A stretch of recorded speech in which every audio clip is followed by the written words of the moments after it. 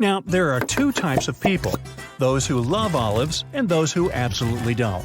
So, olive fans, have you noticed that all olives are canned and you can't seem to buy fresh ones anywhere? Well, the reason for that is simple. Fresh olives have such a disgusting taste that no grocery wants to sell them. Yeah, for real. All these cans and oils and chemicals serve to make them edible.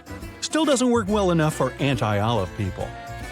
Have you noticed that grocery stores don't have windows? There are several reasons for that. First, they want you to spend more time inside and buy more stuff. For this purpose, they create a different atmosphere, cutting you off from the outside world. For example, you can't see it getting dark or raining outside, and you lose track of time, kind of like in a casino. But there are other reasons too. For example, having windows would decrease available space for shelves with products. Also, direct sunshine can cause products to go bad faster and make labels fade away. Did you know that H&M, the name of the clothing store, is short for Hennes & Mauritz? It's a Swedish company that originally was only selling women's clothes, and so it was called Hennes, which means hers in Swedish. Mauritz Wildforce owned a hunting apparel retailer, which was then acquired by Hennes' owner. The store started to sell men's clothes too, and the name of the store changed to Hennes & Mauritz, or as we know it, H&M. Now, some more about marketing. I bet that whenever and wherever you buy your oranges, they're always in a red mesh bag. You rarely see them lying around without a bag. And it's all for a reason. The color of the bag was chosen carefully. When packed in a red mesh bag, oranges appear more orange, and they seem fresher and more appealing to you. So you're more likely to buy them. Lemons are usually sold in green mesh bags for a similar reason. If you pack them in red, they'll look more orange, and green goes better with yellow, making the lemon stand out. There are so many things I don't understand about the world, and one of them is this. Why do chocolate bars, like Mars or Snickers, have those zigzag waves on the bottom? Turns out, well, not surprisingly, that they appear during the manufacturing process. When a chocolate bar is produced, it lies on a patterned belt of an enrober. This machine coats the bar with melted chocolate and then keeps it at a particular temperature to make it freeze. The reason the belt is patterned and not smooth is to recover excess chocolate. When the bar freezes, the prints stay. Now, you've probably noticed that old chocolate can turn whitish on the surface. This happens because, with time, liquid fats contained in the chocolate bar, for example cocoa butter, start to travel up through the chocolate, crystallizing on top. That's the white powder, also known as fat bloom. It's completely harmless, so don't worry about it. And if you really hate it, well, just ship that chocolate over to me, and I'll dispose of it, orally. Lollipop sticks have those squared holes in their ends for a reason. When candy is put on a stick, some of it goes into the hole, fixating the sweet part. This way, the candy ball, or whatever shape it is less likely to fall off the stick. Egg yolks can be different colors, starting with pale yellow and ending with deep orange. What does it depend on? No, not the chicken breed. Those only affect the color of the shell. The color of the yolk depends on a chicken's diet. If its food has more yellow and orange pigments, the yolks will be darker. And yeah, yolks of any color are equally nutritional, so no worries. Since we're talking about farms, look at these barns. What do they have in common? Yeah, the color red, and it seems like a trend. There were times before a wide variety of paints became available, when people had to make their own paint for their barns. Years ago, farmers were sealing barns with linseed oil, which is orange in color. And to that oil, they also added milk, lime, and rust. Rust was available and handy, and it had the power to get rid of moss and fungi. Together, these ingredients turned the mixture red, and that was used as paint. Nowadays, it's just a tradition many still follow. You've probably noticed those little rubber hairs on car and bike tires. Any special purpose? Well, no. They appear during the tire manufacturing process. Rubber is mixed with carbon black and put into a tire mold. Then it gets spread all over the mold under high air pressure. To make a good tire, the rubber should cover all the surfaces equally. But there's a problem. Air bubbles can form between the mold and the rubber. To make sure it doesn't happen and help extra air escape, Tire molds have little holes all over them. Some rubber gets in there, and once the tire is ready, it turns into those little hairs.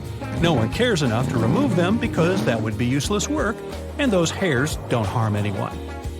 Those little black dots on car windows are called frits. Nothing to fret about. They're supposed to make the surface of the glass rougher so that the adhesive can stick and glue the glass to the car frame better. The black enamel also blocks UV light that can melt the adhesive underneath the bands around the window. The black bands heat up faster than the transparent glass.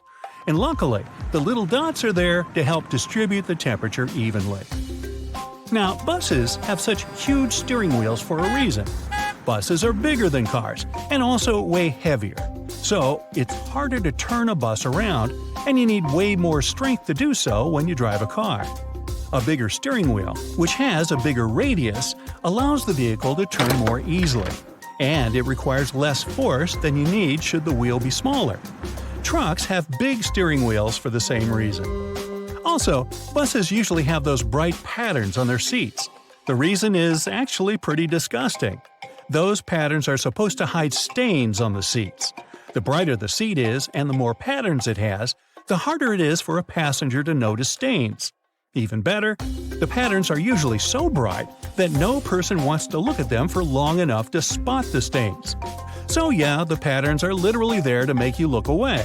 And if you still do look, to make the dirt less noticeable. Can I please hear a ew? And that's the exact reason why hospitals and hotels use white sheets, to show how clean they are and how high their standards are. We all know there's light in refrigerators. I bet you've tried to peek inside to catch it turning off at least once. Yeah. But the freezer, on the other hand, doesn't have any light inside. So why is that, we have to ask? Well, the main reason is that installing an additional light in the freezer costs the manufacturer money. It might not seem like much, but keep in mind that it's not just a matter of one light, but also the wiring, the fixture, the switch, and so on. And manufacturers want to save as much money as possible. Besides, no one really needs a light in the freezer. It's not like you browse your freezer as often as the main part of the refrigerator. Also, in older freezers, ice crystallizes in the compartment, meaning that the light would get covered with ice anyways. Maybe that's why there was no light initially, and then it just stuck, or froze. Many backpacks have a diamond patch with two parallel cutout slits on the front. It's made for your convenience. You can attach something like a water bottle or a pair of shoes to this slit. It comes in especially handy when you go hiking. Imagine not having to hold all these things in your hands, 'cause you're gonna need your hands to fight off the bears. Hey, just kidding. The Mozilla Firefox logo is a fox embracing the planet. The original browser's logo was a phoenix bird reborn from its flames, designed in 2002. Back then, the browser was named Mozilla Firebird. 2 years later, they changed the name to Firefox. It's the English nickname for the red panda. It's a rare and protected animal from Asia. There's a bear standing on its hind legs hidden within the famous Toblerone logo. The mountain-shaped chocolate bar was created in Bern, the Swiss capital, by Emil Baumann and Theodor Tobler. It's nicknamed the City of Bears. It has a bear featured on its coat of arms. That's why this animal is featured in the image of the Matterhorn mountain that inspired the logo. The image of a happy girl in Wendy's logo was inspired by the daughter of the fast food chain's creator, Dave Thomas. Wendy is her nickname. If you look closer, you'll notice her collar spells out the word Mom. Whether intentional or not, it became something to mean a homely feel the restaurant gives its guests. 9:41, set as the time in iPhone's ads, isn't a random choice of numbers.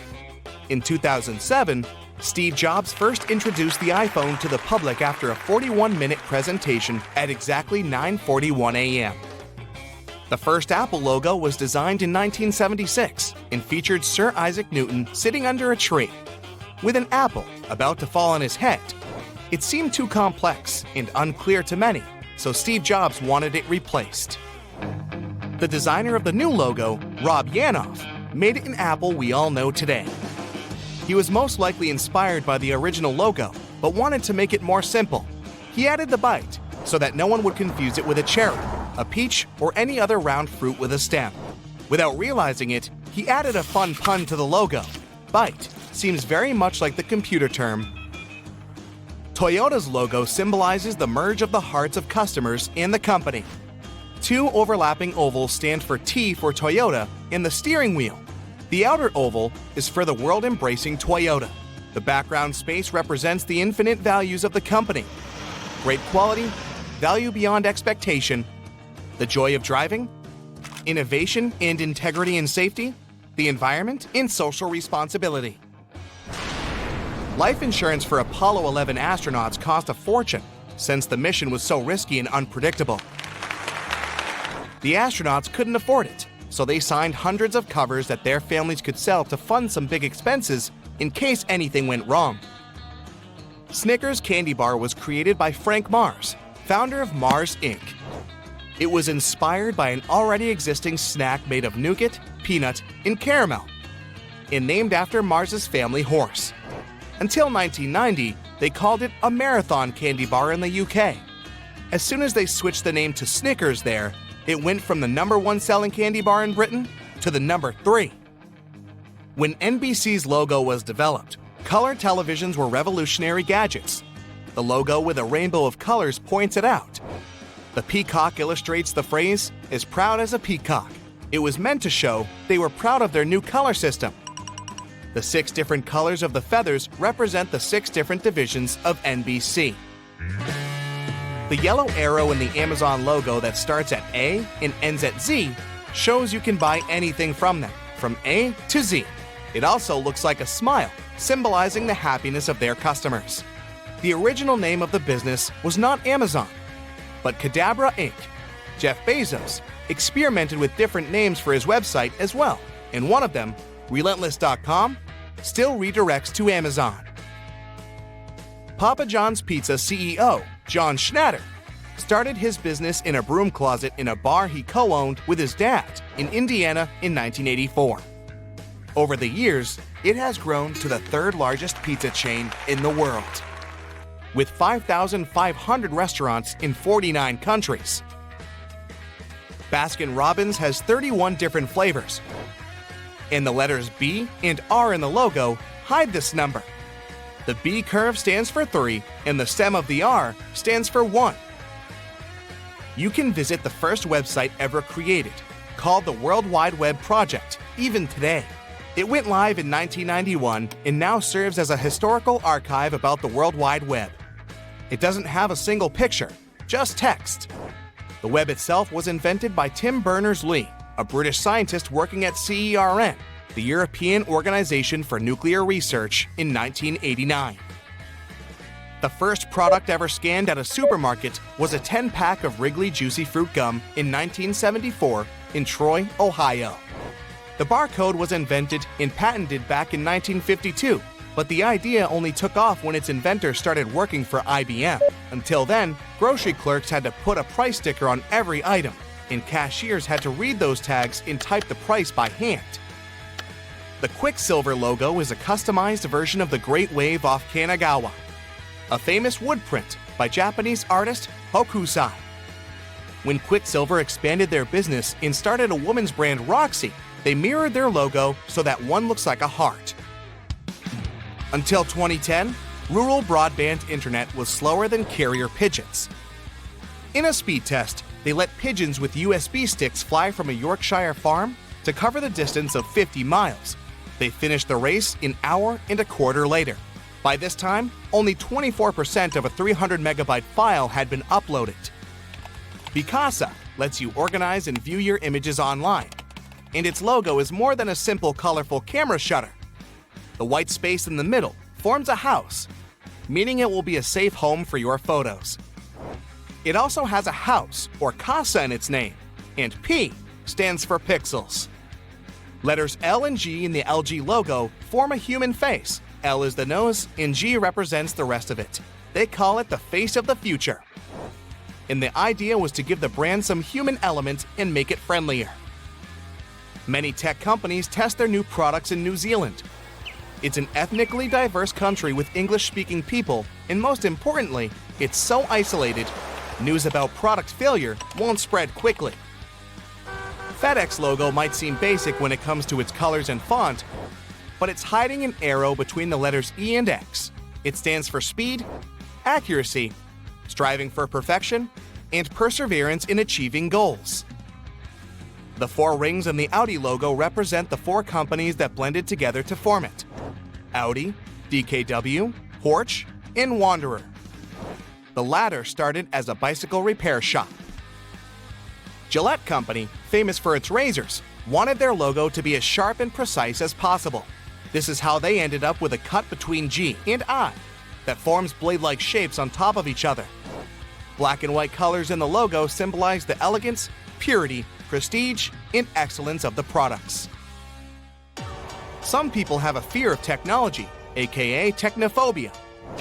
Now, it mostly has to do with complex new devices like computers, but it has its roots back in the time of the Industrial Revolution. It began in the 18th century when workers were afraid new machines would take their jobs. Google rents goats from a special company in California to mow their lawns. They bring about 200 goats to Google headquarters at Mountain View. It takes them around 1 week to eat all the unnecessary grass and fertilize the land. The founders of Domino's were originally planning to add a dot to the Domino's in the logo for every new place they opened. But it was growing way too fast and too big for that, so they decided to keep just 3 dots for the 3 original locations. In 2004, @ became the first new character to be added to Morse code for the first time in at least 60 years. It consists of the signals for A and C with no break in between, so you can spell your email in Morse code now if you ever have to. In its 150-year history, Levi's had 8 logo redesigns. The first one was called the 2-Horse brand. It had a lot of detail in it. The current logo, known as Batwing, is over 50 years old and represents the shape of a pocket you can find on every pair of Levi's jeans.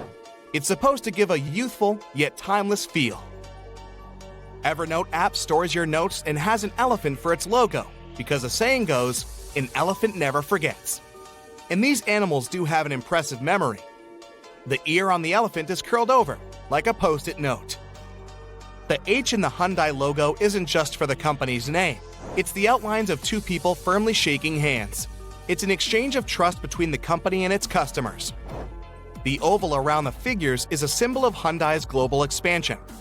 The silver color symbolizes sophistication and perfection. The digital blue version reflects reliability and excellence. Lacoste got its iconic logo thanks to a bet René Lacoste, co-founder of the company and tennis player, made with the captain of the French Davis Cup team. The captain promised to give Lacoste a crocodile skin suitcase if he won the match. Lacoste didn't win, but got his nickname Crocodile out of it.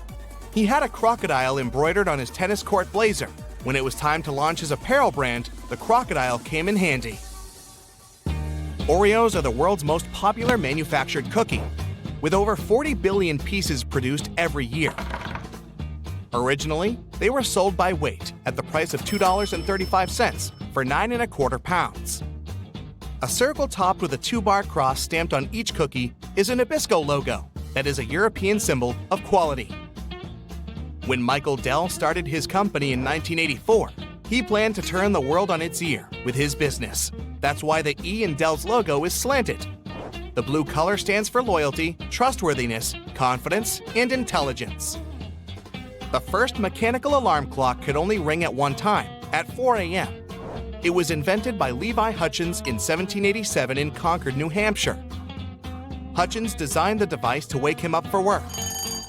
The early prototype of alarm clocks was invented by the Greeks in 250 BCE. They used rising water to bring a whistle into action. Airbnb's logo isn't a bent paperclip. It's called a bellow for belonging. It's a person's head, the location symbol, a pin, and a heart for love. Together, these symbols make Airbnb's famous A.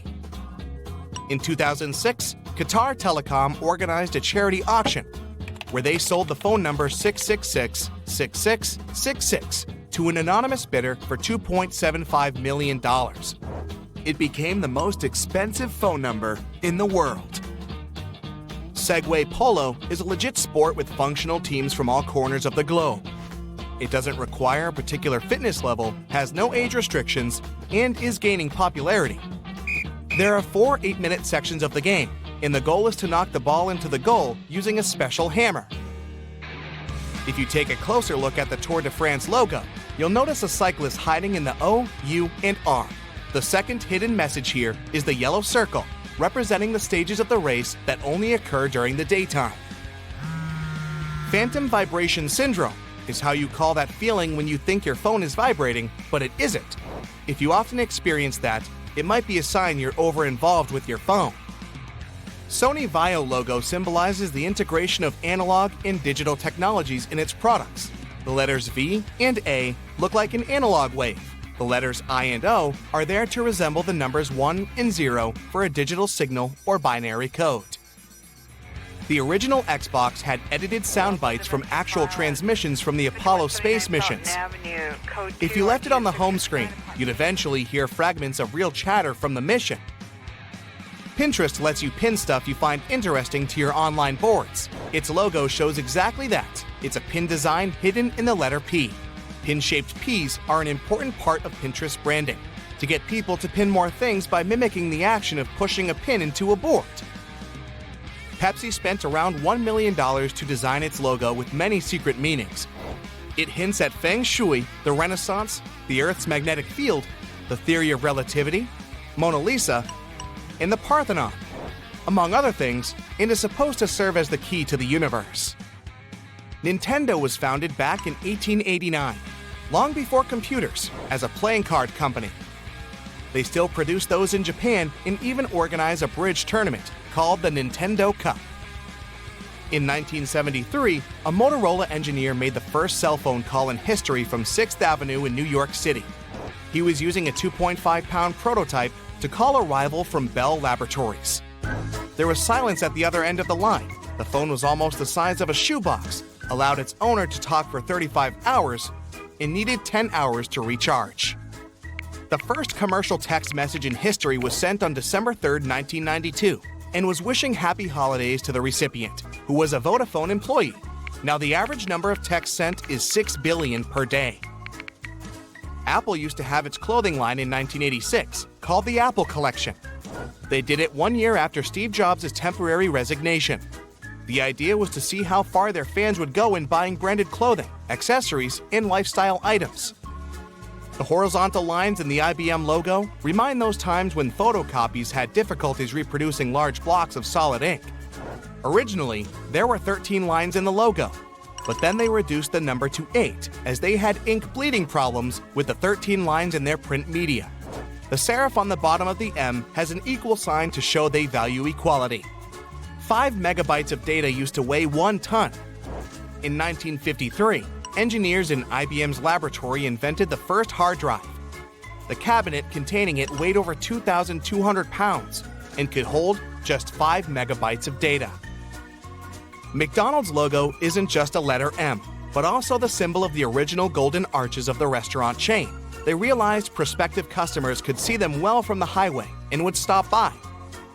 The world's first computer mouse was invented in 1964 and called XY position indicator for display systems.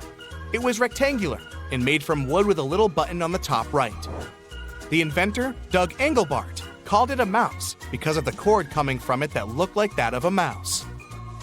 The name Mitsubishi is a combination of Mitsu, which means 3, and Hishi, which means water chestnut. The Japanese use this word to denote a diamond shape, so, put together, the brand name translates as 3 diamonds. The shield shape of the NFL logo symbolizes the league's commitment to the highest standard of sporting entertainment. The 8 stars stand for the 8 divisions currently used in the NFL. The first word that has ever been auto-corrected was te. To do it, you had to press the left arrow and F3. Northwest Airlines logo has an N and a W in negative spaces. The triangle in the circle is a compass that points northwest. The airlines were flying up high from 1926 until 2010 when they merged with Delta.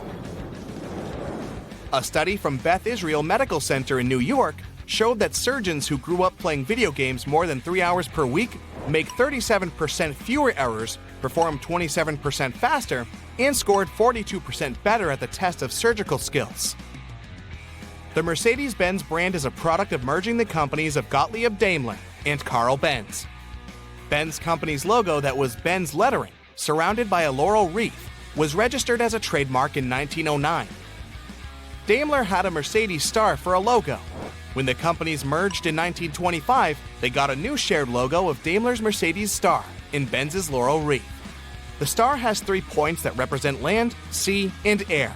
These are the 3 environments the company originally planned to dominate. Carrefour translates into English as crossroads and has a logical logo of 2 stylized arrows, symbolizing the different directions you can take. The logo is in the French national colors of red, blue, and white. In the white space between the arrows forms the letter C.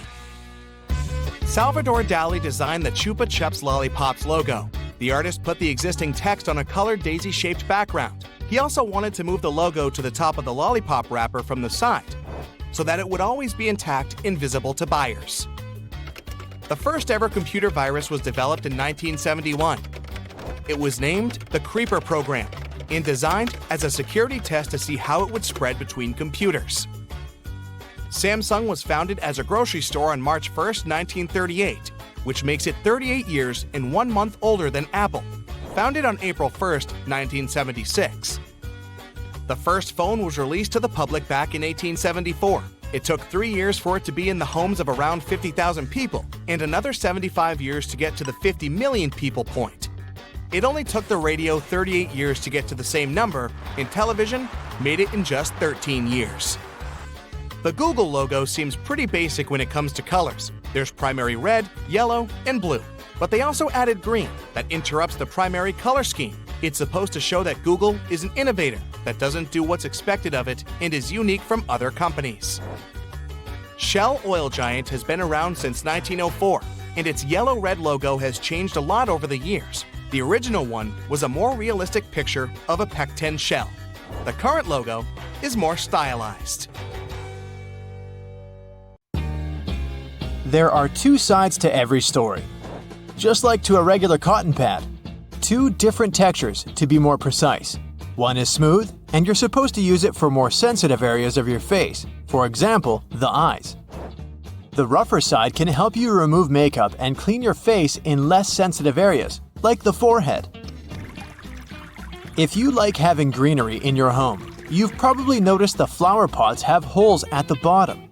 These holes are the reason your green friends live a happy life. They're extremely important for water drainage. Thanks to these holes, you'll avoid stagnant water buildup that can eventually ruin your plant. Also, thanks to those holes, roots can grow and expand beyond the limits of your pot. Have you noticed aviator sunglasses mostly have green lenses? It has something to do with their origin. First, they showed up in the 1930s. Before that, pilots had goggles to protect their eyes while they were in the air. High altitudes with glaring sun and sub-zero temperatures were a real test for their eyes. The goggles helped them with those issues, but there was another one. Since the temperature differences between the air outside and within the goggles were big, the lenses would fog up and obscure the pilot's view. So, the company Bausch & Lomb came up with teardrop lenses surrounded by a light metal frame. These lenses were dark green because this tint cuts out blue light, which is also a problem for pilots when they're flying above the cloud line. Plus, green lenses also reduce glare and improve contrast and sharpness.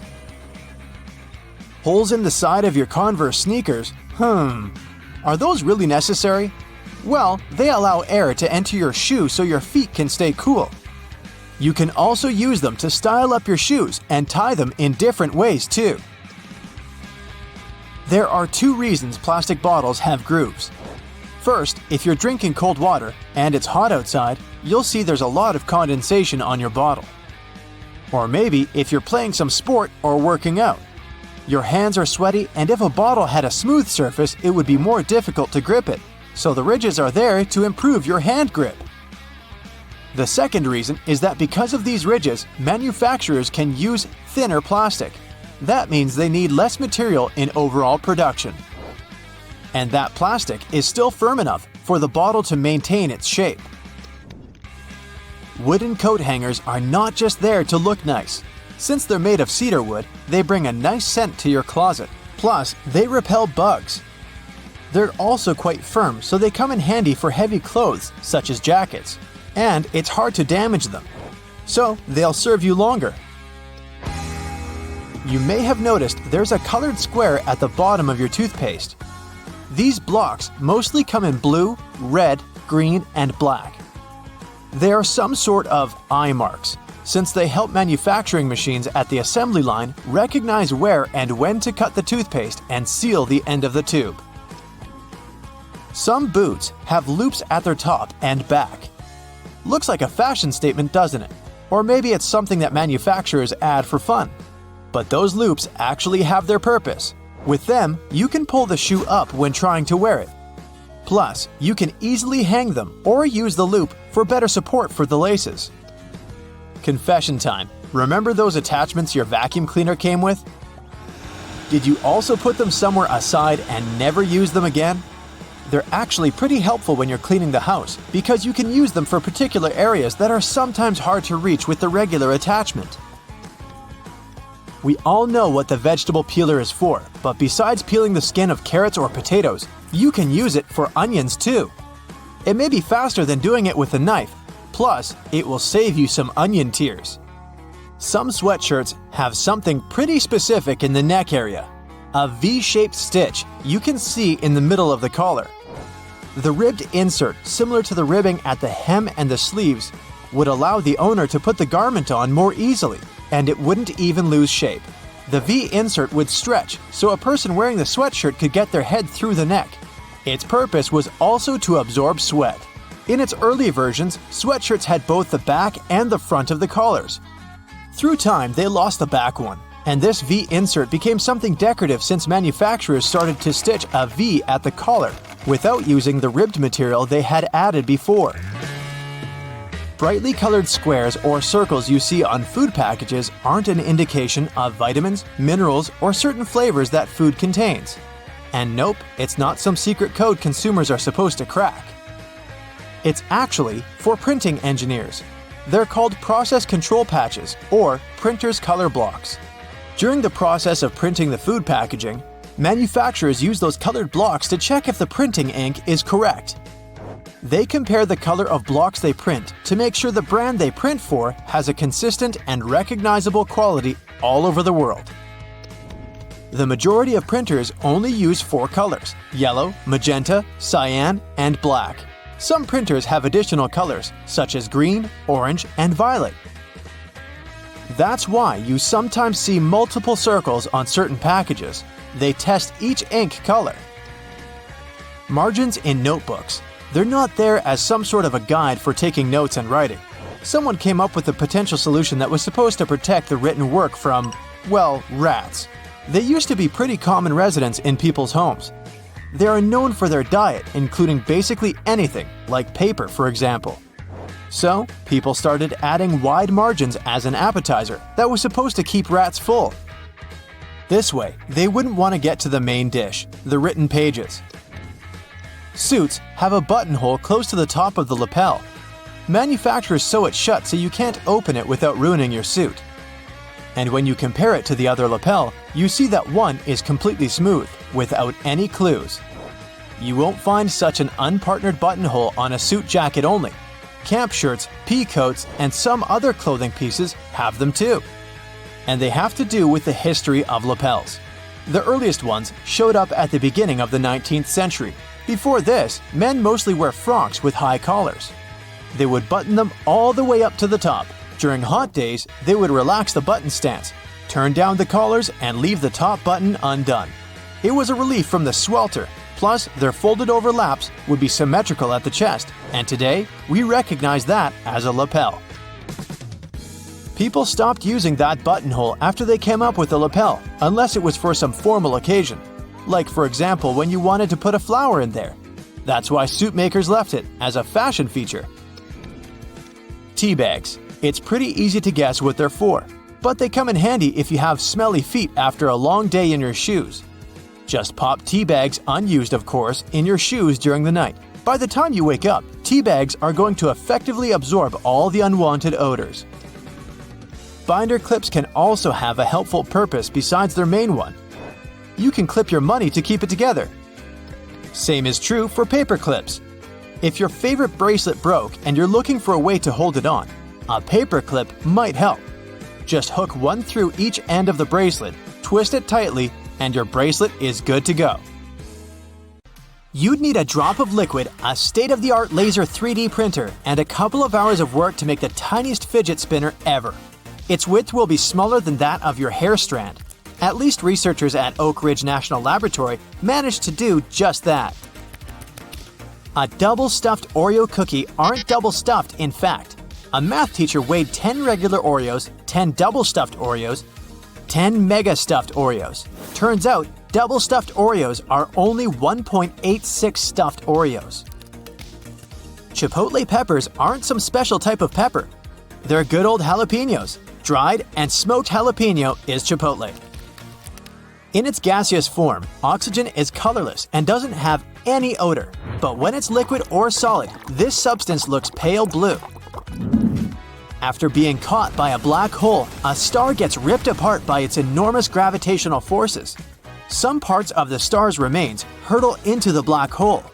The rest, in the form of a huge jet of plasma, is ejected with such force that it travels hundreds of light years away. Not so long ago, scientists decided the dino's family tree had to be redrawn for the first time in 130 years. Apparently, two species of dinosaurs had to be grouped together from the very beginning. Those were the lizard-hipped meat-eaters like T-Rex and bird-hipped vegetarians such as the Stegosaurus. A camel can drink up to 30 gallons of water in a bit more than 10 minutes. This water is stored in the animal's bloodstream. As for its fatty hump, it provides the camel with nourishment when there's little food around.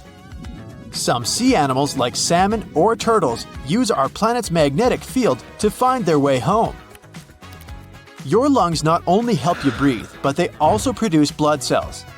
These cells are responsible for the clotting which stops bleeding. The lungs make more than 10 million of these tiny cells per hour. Only two letters never appear on the periodic table. Those are J and Q. Spin a ball when you drop it and it'll fly through the air while falling. This phenomenon is known as the Magnus effect. You can see it at work in different sports, for example tennis or baseball. Anatidaephobia is the fear that at any point, somewhere in the world, a duck or a goose may be watching you. The person isn't necessarily afraid that the duck or goose will get close to them or even touch them. They just don't like the feeling of being watched. It was first described in a comic strip to show you how anyone can be afraid of anything. Anything can be a phobia. A duck just watching my every move would certainly give me the heebie-jeebies. I might just quack up. Your favorite fruit candies may be shining because they're covered with carnauba wax. Many fruits, especially apples, have a thin layer of this wax too. Not only can it make the candies and fruit appear glossy, but it also makes your car shine. Peaches and nectarines seem different, but in fact, they're pretty much the same fruit. If the fluffiness gene is dominant, we get peaches. If not, we get smooth nectarines. Crows are pretty good at recognizing people's faces and have been found to remember people for a long time. This could be a good or a bad thing depending on how nice you are to them. You don't want to come across a crow that's holding a grudge against you. You probably can't tell which crow is which very easily, so it might be better to play it safe and just give them a little wave. In the city of Yoro in Central America, they have an annual event known as the Rain of Fish. Not that the locals get a choice for it anyways. Every year in May or June, a torrential rainstorm rolls through the town, leaving a mass of fish flopping around in the streets. The phenomenon is believed to be caused by waterspouts or water tornadoes, which drop the fish far from their home. Seafood delivery for free? Yes, please. A single strand of spaghetti onto your fork has a name. It's called a spaghetto. In the Italian language, an I at the end of a word means that it's plural, while an O is singular. This goes for all types, like gnocco instead of gnocchi, fettuccino instead of fettuccini, and raviolo for a single parcel of goodness. Water can freeze and boil at the same time. This is called the triple point. That's when a substance can be solid, liquid, and gaseous at the same time. But there's only one pressure temperature that can make it possible. We're used to ranch dressing being white, but in reality, producers usually add titanium dioxide to make it as white as your sunscreen. Oh, sunscreen producers add some titanium dioxide to their products too. Same with Caesar and blue cheese dressings. Our moon used to have an atmosphere. Several volcanic eruptions happened on Earth's natural satellite around 4 billion years ago. They released immense volumes of gas, trillions of tons. It was so much that the gas didn't have enough time to escape into space. That's how an atmosphere was formed. Cold water heats up faster than hot. The speed of this process depends on the temperature difference between the liquid and its surroundings. That's why cold water needs less time to absorb heat, but it doesn't mean it'll boil faster than hot water. Zealandia is a drowned continent in the Pacific Ocean. It's often described as a continental fragment or a microcontinent. Its area is almost 2 million square miles, about half as big as the US. It went underwater about 23 million years ago. New Zealand is Zealandia's largest part that remains above sea level. People are still evolving. Scientists have been tracking several millions of human anomalies. It turns out some harmful genes are slowly but surely getting filtered out of human DNA. Stars look as if they're twinkling because of the turbulence in Earth's atmosphere. It makes the light from the stars move in a different direction before reaching our eyes, and this looks as if the light is shaking. It takes water 1,000 years to complete its continuous journey around the world. The whole process is known as the global ocean conveyor belt. Bismuth is a brittle, shiny white metal with a pink tinge. If you melt it and then let it cool really slowly, it'll form iridescent cubic crystals.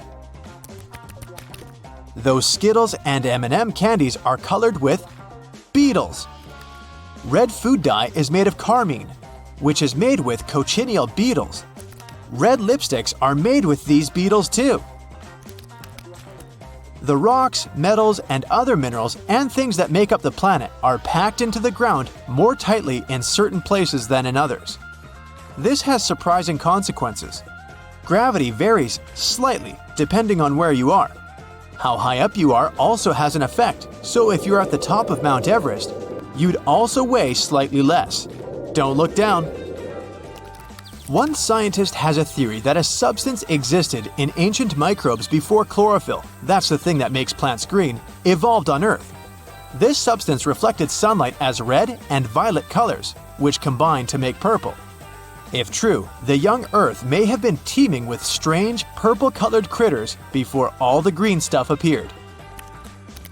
Apples taste better when they're sliced because they're exposed to oxygen. It activates the enzyme called polyphenol oxidase, responsible for ripening and visible browning. The same thing happens when you hit an apple. The oxygen enters the apple through tiny cracks and it starts to ripen. Are you into white chocolate? Well, it's actually not even close to real chocolate. It's basically a mixture of sugar, milk, vanilla, and cocoa butter. Cocoa butter isn't enough for chocolate. It should contain chocolate liquor or powder. The only product that never expires, even if you don't store it in the fridge, is honey. It has a low pH and lots of sugar. That's why organisms that cause spoiling can't live in honey. If two pieces of the same kind of metal touch in space, they bond and get stuck together. It doesn't happen on Earth because water and air keeps pieces apart. People are more honest when they're tired. That's why most confessions are made during late-night conversations. Firefighters usually extinguish flames with wet water. It's water mixed with special wetting agents. These are chemicals that help water soak into objects and spread everywhere more easily. The Sun is an average-sized star, and still it could fit 1,300,000 Earths. The star is also 333,000 times as heavy as our planet. People have been able to spell their emails in Morse code since 2004. That's when a new symbol, @ was added to the code for the first time. The character is actually called a comma and consists of the A and C signals with no break in between.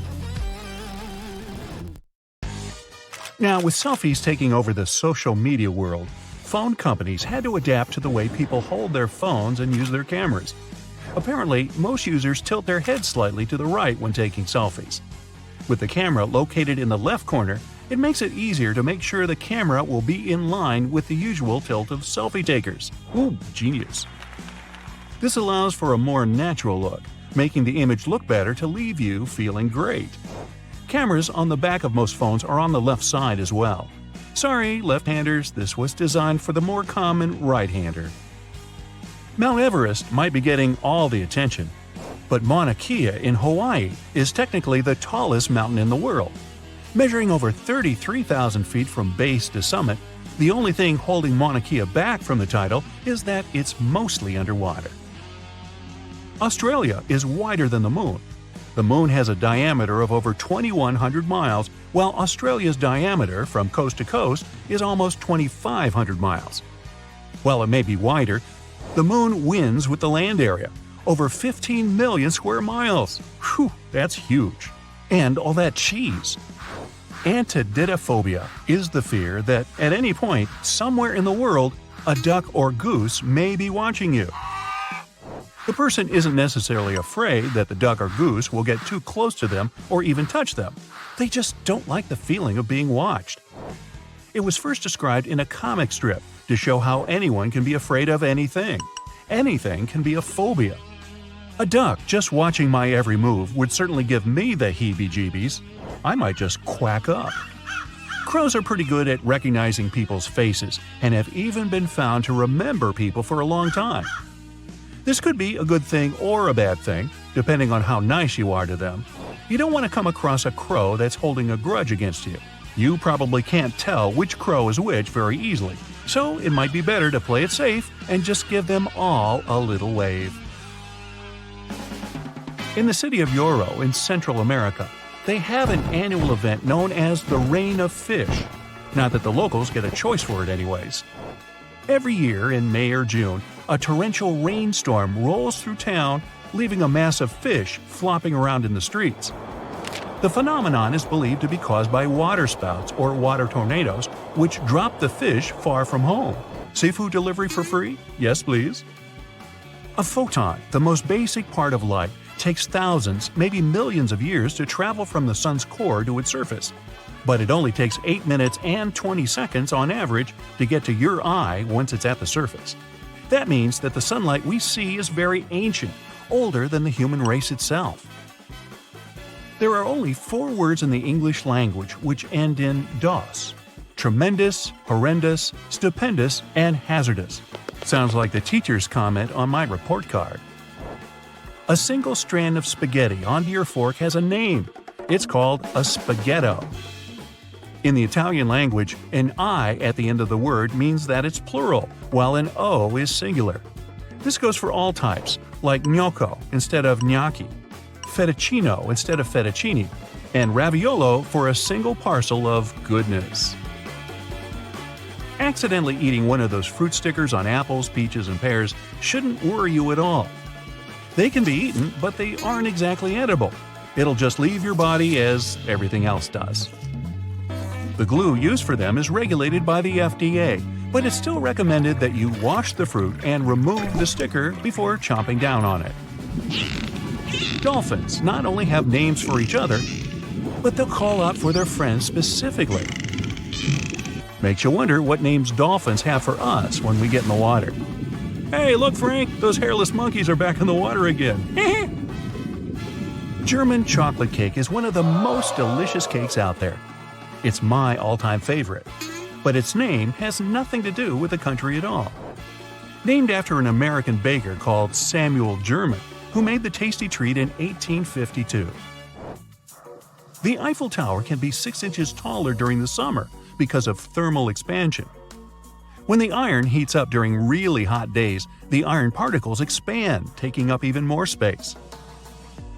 2 planets in our solar system rotate the opposite way as the others. Venus and Uranus have this backward rotation. Venus also has the longest day of any planet in our solar system, completing a rotation every 243 Earth days. A baby puffin has the adorable name of Puffling. To feed its chick, the puffin parent will carry about 10 fish in its beak at a time. While you sleep, you can't smell anything, even really bad or potent smells. Our taste and smell senses are cut down by 50 to 20% during flights. This is why airplane food always tastes like cardboard or too salty. Sounds like a pretty convenient excuse from the airlines to me. Look at any watch advertisements, and the time on display should be 10:10. This is because of the positive effect it has. It looks like a smile, and usually the brand name of the watch is directly below the 12. Stewardesses is the longest word that is typed with only the left side of the keyboard. The word itself isn't used much anymore. Most people say flight attendant instead. Those dum-dums who call out, "Hey, you!" are normally invited to exit the aircraft mid-flight. The longest English word is a crazy 189,819 letters long. I won't spell it out here, but it's the full name for the large protein nicknamed Titan. To say this out loud would take over 3 hours. So grab a snack and settle back, because we're going to be here for a while. Nah, I wouldn't do that to you. Eunoia, at 6 letters long, is the shortest word in the English language that contains all 5 main vowels. Eunoia means beautiful thinking or well mind. It's rarely used these days in the medical field. And if you add 2 of them, you'd then have a para-eunoia. Nah, not really. Glass balls can bounce higher than rubber ones. When a rubber ball hits a surface, it deforms before returning to its original shape. And a lot of energy is lost in this process. A glass ball doesn't compress at all, keeping a lot of its energy for the bounce back up. Here's a flash. Kangaroos can't walk backward. Their long feet and heavy tail make walking impossible, forward or backward. They can move side to side with incredible agility, but jumping back is impossible because of that large muscular tail. So let's go to the hop. The loneliest creature on Earth is a whale that's been calling for a mate for a long time. Researchers identified the whale's abnormally high call decades ago, and is believed to have never received a response.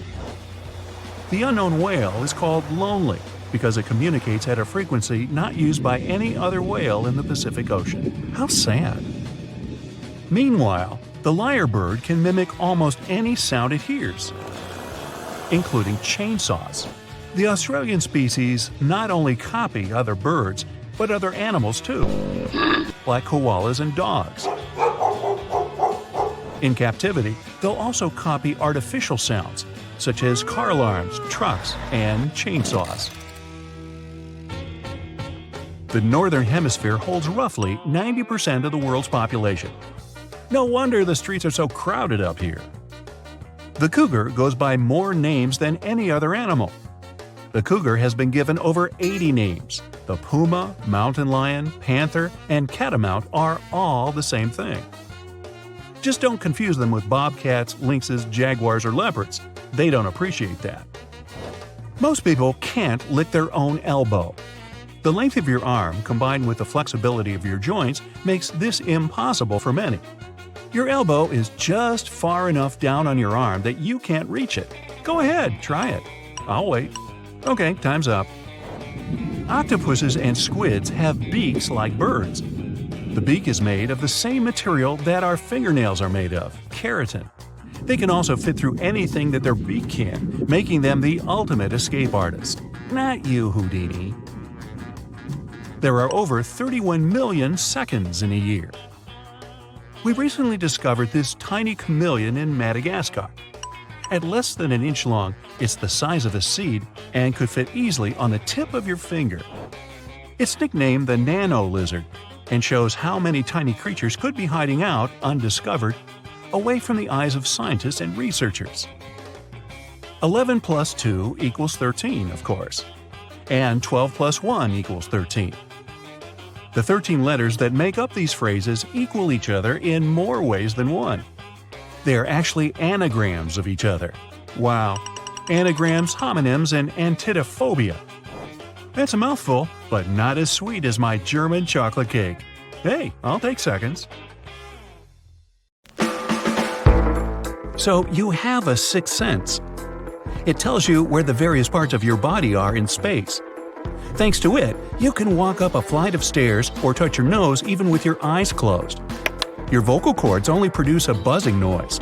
Your nose, mouth, and throat determine what your voice will sound like. If you have a deep voice, your vocal cords are thicker and your cavities are larger than average, letting the sound resonate. By the time you wake up, you'll have forgotten 50% of your latest dream. After 10 minutes, you won't remember 90% of it. When you blush, your stomach lining goes red along with your face. It happens because your sympathetic nervous system's causing an increased blood flow throughout the body. Your hair follicles have the same receptors as your nasal passages. That's why your hair can detect scents too. Sandalwood can help you develop that superpower. Out of 5 million hair follicles on your body, only 100,000 are indeed on your head. An average human will have eaten 35 tons of food over a lifetime. That's like 3 school buses. No matter how hard you'll try, you'll never be able to tickle yourself. It's because your brain prepares the body for tickling and helps you avoid the typical laughing reaction. One human hair is so strong it can hold up to 3.5 ounces. If only the scalp were that strong as well, you'd be able to hold the weight of 2 elephants with your hair. Your eye has 256 unique characteristics, and your fingers, just 40 of them. That's why retinal scanning is more reliable than fingerprint scanning. 50% of your hand strength is in your little finger alone, yet the thumb is the most important finger. You wouldn't be able to grip without it. If you stretch out your arms to the sides, the distance from the middle fingertip of the left hand to that of the right hand is equal to your height. An average human produces enough saliva to fill 2 swimming pools over a lifetime. Hey, dive in! Your spine has a great memory. It remembers your posture, making it so difficult to change it for the better. You owe goosebumps to your ancestors for many years ago. Their hair used to stand up to make them look bigger and scarier to foes. Cats hiss and arch their backs for the same reason. Your left lung is a little smaller than your right lung to make some room for the heart. The right lung has 3 lobes and the left one just 2. Both of them are protected by your rib cage. Next time you get the hiccups, try bending over in a chair. Drinking from the far side of the glass also helps get rid of them. You can easily survive without your appendix, stomach, 1 kidney, or 1 lung. Hey, nice to know we have spare parts. A human eyebrow lives for about 4 months. After that, you get new ones. You, along with other humans, have the superpower of glowing in the dark, especially in the late afternoon. Your face has the strongest glow. Still, it's too dim for your eyes to pick it up unaided. The beating sound of your heart is, in fact, the clap of the valves inside opening and closing. The lyrics for that are lub-dub, lub-dub. You can't breathe and swallow at the same time. While you're breathing, the pipe leading to your stomach shuts down. When you're swallowing, the gateway to your lungs temporarily closes. Under 1% of all people are born with their hearts on the right side of the chest and not the left one. You blink 15 to 20 times per minute or 30,000 times a day. Your eyes have the fastest muscles in your entire body. They slow down to 5 blinks per minute when you're looking at a computer screen. Your eyes owe their color to a pigment called melanin. People with brown eyes have more melanin than green-eyed individuals. If you have blue eyes, it means the eye tissue's completely colorless. Your eyes get color just like water and the sky do. They scatter light and reflect blue light back. The first known person with blue eyes was born in the Stone Age, around 7,000 years ago. I wasn't around then. There are about 3 million sweat glands in your entire body. Many of them are on the soles of your feet and on your palms, forehead, armpits, and cheeks. With every sneeze, the air is traveling out of your nose at a speed of 100 miles per hour. There's no wax in your earwax. It's made of fat, skin cells, sweat, and dirt. Yum! Before you try to get rid of it, remember it protects the ear from bacteria, dirt, and dryness. Stress and fear boost its production. If someone made a camera out of the human eye, it would have a resolution of 576 megapixels. Your brain can hold up to 25 million gigabytes of data. Not my brain. You swallow every minute while you're awake and 3 times per hour when you sleep. That sums up to 600 swallows per day. Gulp. If you're left-handed, you most likely chew on the left side, and if you're right-handed, on the right side. Your fingerprints will always find a way to grow back their unique pattern, no matter how bad you damage them. Every human has a unique pattern of ridges and furrows in their ears. They also sound different, thanks to microscopic hair cells in your inner ears. You need a powerful microphone to pick up the noise they produce. The way you walk is your unique feature. Machines can easily distinguish your individual tiny ticks, bounces, and ways of swinging your legs you use with every step. Your sense of smell helps you taste 80% of the flavor of any food. That's why it seems so dull when you hold your nose or have a snack while traveling by airplane that makes your sense of smell weaker. Women are better at remembering faces and tasks for the future, but easily forget what has been done. It's the opposite for men. Your eyes can change color as you age, or even depending on your mood or dieting habits. 300 billion new cells are born in your body every day. Now that's recycling. Your fingers don't have a single muscle in them. Their joints move thanks to the muscles in the palm and the forearm. Your fingernails grow faster than your toenails.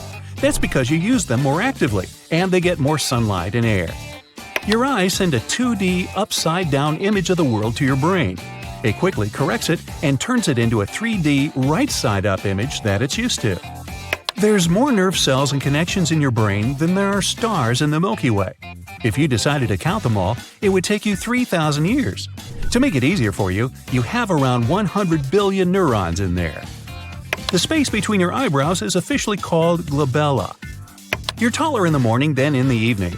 Gravity makes the cartilage around your bones compress over the day, making you shorter by the time you go to bed. In case you're right-handed, your fingernails on the right hand grow faster than your left one. That's because you use this hand more often and are more likely to damage it somehow. Your body's trying to protect it and sends more blood and nutrients its way. If you walk a healthy amount of steps every day, you'll have covered 100,000 miles by the time you're 80. It's like circling the equator 4 times. The largest muscle in your body is the gluteus maximus at the back of the hip, and you're sitting on it. But never mind. The tiniest muscle in your body is in the middle of your ear. Its main purpose is to stabilize the stapes, the tiniest bone in your body. It takes care of transmitting sound waves to your inner ear. You spend about 5 years of your lifetime eating, and 1/3 of your life sleeping. An average adult weighing 150 pounds has a skeleton weighing about 21 pounds, so I guess the remainder is meat and stuff. Your heart beats over 2.5 billion times over your lifetime. Your skin thickness is different throughout the body. You have the thickest skin on the palms of the hands and soles of the feet, and the thinnest is on your eyelids. It takes your skin cells 28 to 30 days to completely renew themselves. Even if you only have less than half of your liver left, it can still regenerate to its original size. Your taste buds only live for 10 to 14 days, then they renew. Then what, everything tastes fresh? Even when you're resting, your brain uses more than 20% of your body's energy to keep it going. The brain's main function of processing and transmitting data is really pricey when it comes to energy costs. Your big toe bears 40% of your body's weight. Without it, running and walking would be slower, shorter, and less efficient. Thanks to zero gravity, your discs in between each vertebra expand when you're in space. That's why you can grow up to 2 inches taller. An average adult body is home to 7 octillion atoms. That's 7 billion billion, or 7 followed by 27 zeros. Do the math. A caterpillar has more muscles than you do. It's 4,400 versus 650. Your peripheral vision is almost completely black and white. It's because you have more color-detecting cones in the center of your retina than at the sides. An average adult human body has enough fat in its cells to produce 7 bars of soap. Your sweat itself doesn't smell like anything. The bacteria living on your skin mix with it and give it that notorious smell. You get red eyes in photos because when the camera flash goes off, your pupils don't have enough time to constrict. A large burst of light reaches your retina and it bounces back. Your legs feel lead-heavy when you're afraid because of the adrenaline that gets in your system. It turns on the fight or flight reaction. Your body sends blood flow to your most needed areas to let you take action and protect yourself. Women can distinguish more colors than men because they have 2 X chromosomes and men only have 1. Even if something is wrong with one of the chromosomes, a woman can still see colors correctly. That's why women are rarely colorblind. No matter how slim or plump you are, you have the same exact amount of fat cells as everyone else. When you work out and diet, they don't go anywhere, but shrink in size and can grow back again. All muscles in your body are connected to bones at 2 ends to be able to pull and create motion. The only exception is your tongue. It's connected to a part of your neck on one side and is free on the other side, so you can make funny sounds. The weird-looking flies you see right in front of your eyes every now and then are eye floaters. You see them because of tiny structural imperfections in one particular part of the eye that get in the way of light. They get worse with age. Oh goody. An average woman speaks about 20,000 words a day, while an average man only speaks 7,000 words. That's because the brain region responsible for language skills and social interactions is larger in females. Your hands and feet alone would look rather creepy. They also contain more than half of the bones in your entire body. Each hand has 27 bones, and each foot has 26. Your thumbs have their own pulse because there are big arteries inside them. That's why you can't feel your pulse in the neck with your thumb. You spend 10% of the time when you're awake with your eyelids closed. It's all those times you're blinking. Humans are capable of using echolocation, like bats and dolphins. With some training, you can find your way in complete darkness, analyzing the surroundings by sounds bouncing off objects. Oh, need to practice that. On average, it takes 7 minutes to fall asleep.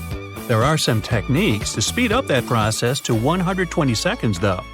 You can physically see your nose, but the brain chooses to ignore it. Otherwise, it would stand in the way of your vision. Plus, it would be out of focus. Around 12% of people can't dream in color. There used to be more of them before color TV had been invented. All your muscles relax at the same time right after you've fallen asleep. Your brain thinks you're about to fall and sends quick signals to all of your muscles to awaken them. That's why it sometimes feels like you're literally falling. You've inherited fingers that get wrinkly from water from your ancestors. It gave them the grip they needed to survive in rainy weather. Your toes get wrinkly too, to let you stand on a wet surface safely. Many centuries ago, people used their wisdom teeth to chew through tough plants and roots. As their brains grew bigger, leaving less space in the mouth, these teeth became the extra ones. Now you can just cook your food and survive without them. Every day, an average woman unknowingly puts on about 515 chemicals on her body. They come from deodorants, shampoos, conditioners, moisturizers, and other beauty products. Most of them are harmless. You can't sneeze when you're sleeping because the nerve cells in your nose that activate sneezing are sleeping too. You can't sense smells in your sleep either. An average person has around 250 hairs per eyebrow, but some lucky fellows have a total of 1,100 hairs. They keep raindrops and sweat from getting in your eyes. Your skeleton completely renews itself every 10 years or so. The process never stops, but slows down with age. That's why your bones become thinner. An adult takes 12 to 16 breaths per minute. It adds up to a total of 17,000 to 23,000 breaths daily. If you stretch your entire network of blood vessels, its length would be enough to circle the Earth twice. That's over 60,000 miles, and you would be very sore if you did that. Women have more taste buds on their tongues than men. 35% of women are super tasters and have more than 30 taste buds in the space the size of a hole punch on their tongue. That's an interesting comparison. Sugar is sweeter and sodium is saltier to them. Blondes have the biggest number of hair follicles, around 146,000. Second place belongs to black-haired people. They have 110,000 follicles. If you have brown hair, there are around 100,000 hair follicles on your head. With an average of 86,000 follicles, redheads have the least dense hair. As you age, your feet might get bigger, but it doesn't mean your bones are growing. It happens due to weight gain and loose ligaments that make your feet flatter and wider over time. When you have that stomach in your throat feeling on a roller coaster, some of your organs are really shifting. It happens to your intestines and stomach, which are connected rather loosely and is harmless. It says here. Your teeth have enamel on the outside that makes them just as strong as a shark's. They aren't as sharp, though. Your hair can stretch about 30% of its length when wet. Your brain constantly needs oxygen and uses 20% of its reserves in your body. When you're trying to solve some problem, it can even use more oxygen, up to 50%. If you decided to smooth out all the wrinkles in your brain, it'd be a flat surface the size of a pillowcase. As you're listening to music, your heartbeat syncs with the rhythm. Faster tempos make it beat faster. Your diaphragm sometimes twitches, which makes you suddenly intake more air. Your throat closes and interrupts the intake. This is how hiccups work. Unlike what every space movie tells you, you won't instantly freeze if you got into open space without a suit. Space vacuum is a great insulator, so you would retain your heat for some time. Just don't make a habit of it. The atoms in your body are billions of years old. Nearly all of them were made in a star, and many have come through several supernovas. It makes you a big chunk of stardust. Scientists still don't know why humans yawn. The most popular theory says it happens to cool down your brain and regulate body temperature. Humans are the only animals that have chins. Even chimpanzees and gorillas have lower jaws that slope down and back from their front teeth. When you're breathing, most of the air is going through one of the nostrils. After a few hours, it starts going through the other, and they keep switching like that. Your nose can pick up about 1 trillion smells with 400 different types of scent receptors. The sound you hear while cracking knuckles are gas bubbles bursting in your joints. Ooh, more fun body sounds. You burn calories when you're just breathing, watching TV, and even sleeping. By the time you turn 60, you will have lost almost half of your taste buds. That's why most elderly people don't notice the unusual or bitter taste. It only takes you 0.05 seconds to recognize a sound. That's 10 times faster than blinking. It's virtually impossible to destroy a human hair. Water, cold, and corrosion can do nothing to it. The only way to go is to set it on fire. Nah, don't do that. Around 1% of people are missing a special lens in the eye and can see ultraviolet. Famous Impressionist painter Claude Monet belonged to that 1%. When you sleep in a new place, half of your brain stays awake. Thanks to that, you'll be able to quickly get up if you have to protect yourself from something or someone. The way your sneeze sounds depends on your nose size. The larger the nose, the bigger the sneeze, because more air can go in and out. All the strangers from your dreams are real people you've met at some point in real life.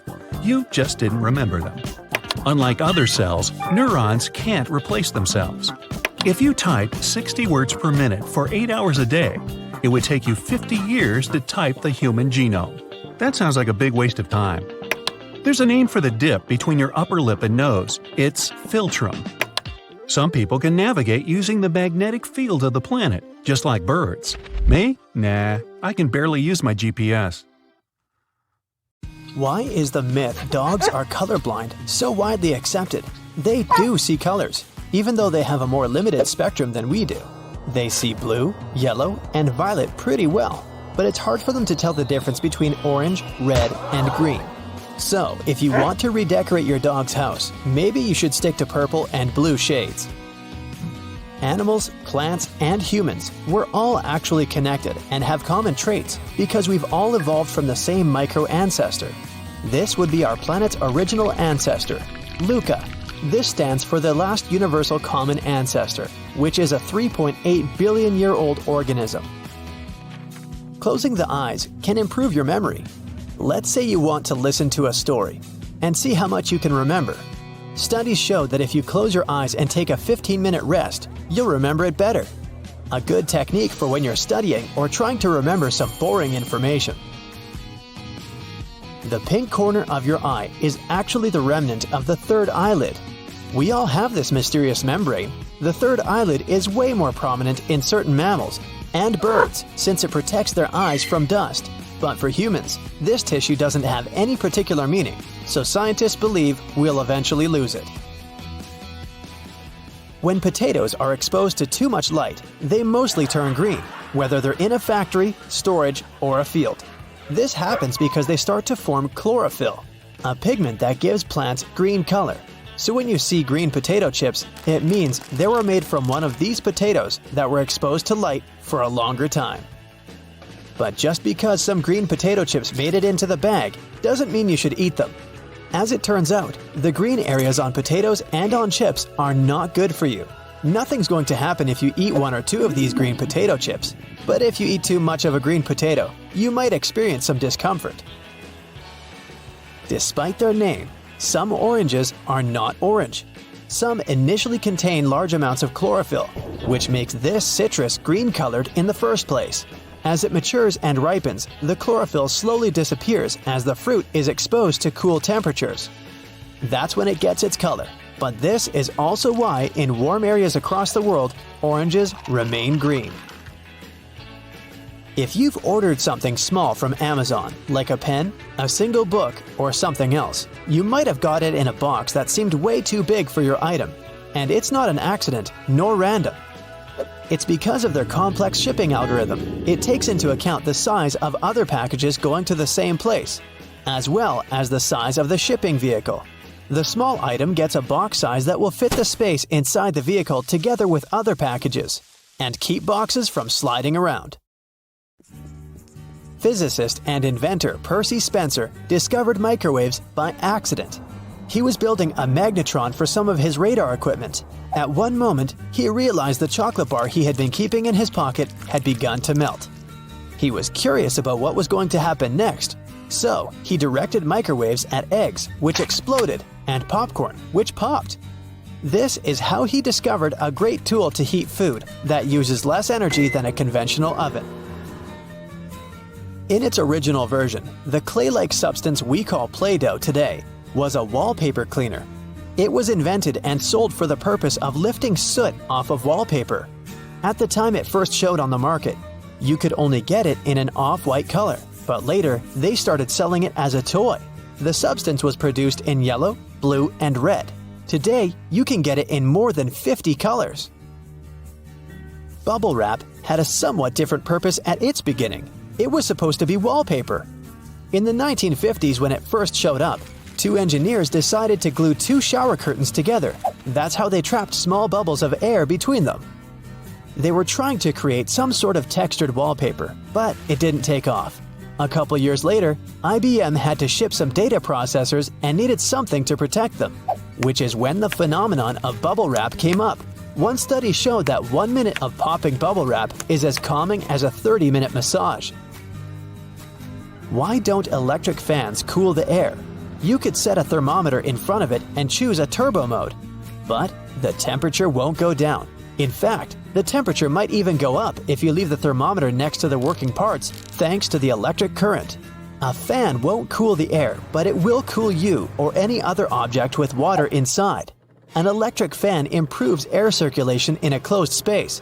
Plus, it speeds up evaporation, which makes liquids, including the sweat on your skin, a bit cooler. Have you noticed pen caps have tiny holes on the top? It seems random at first, but it's actually a lifesaver. If you can accidentally swallow this cap, the hole ensures you can continue breathing because the cap won't completely block the airway. If you take a closer look at the night sky, you'll see stars come in different shapes and sizes. White is the most prevalent color, true, but they sparkle in shades of red, blue, and yellow too.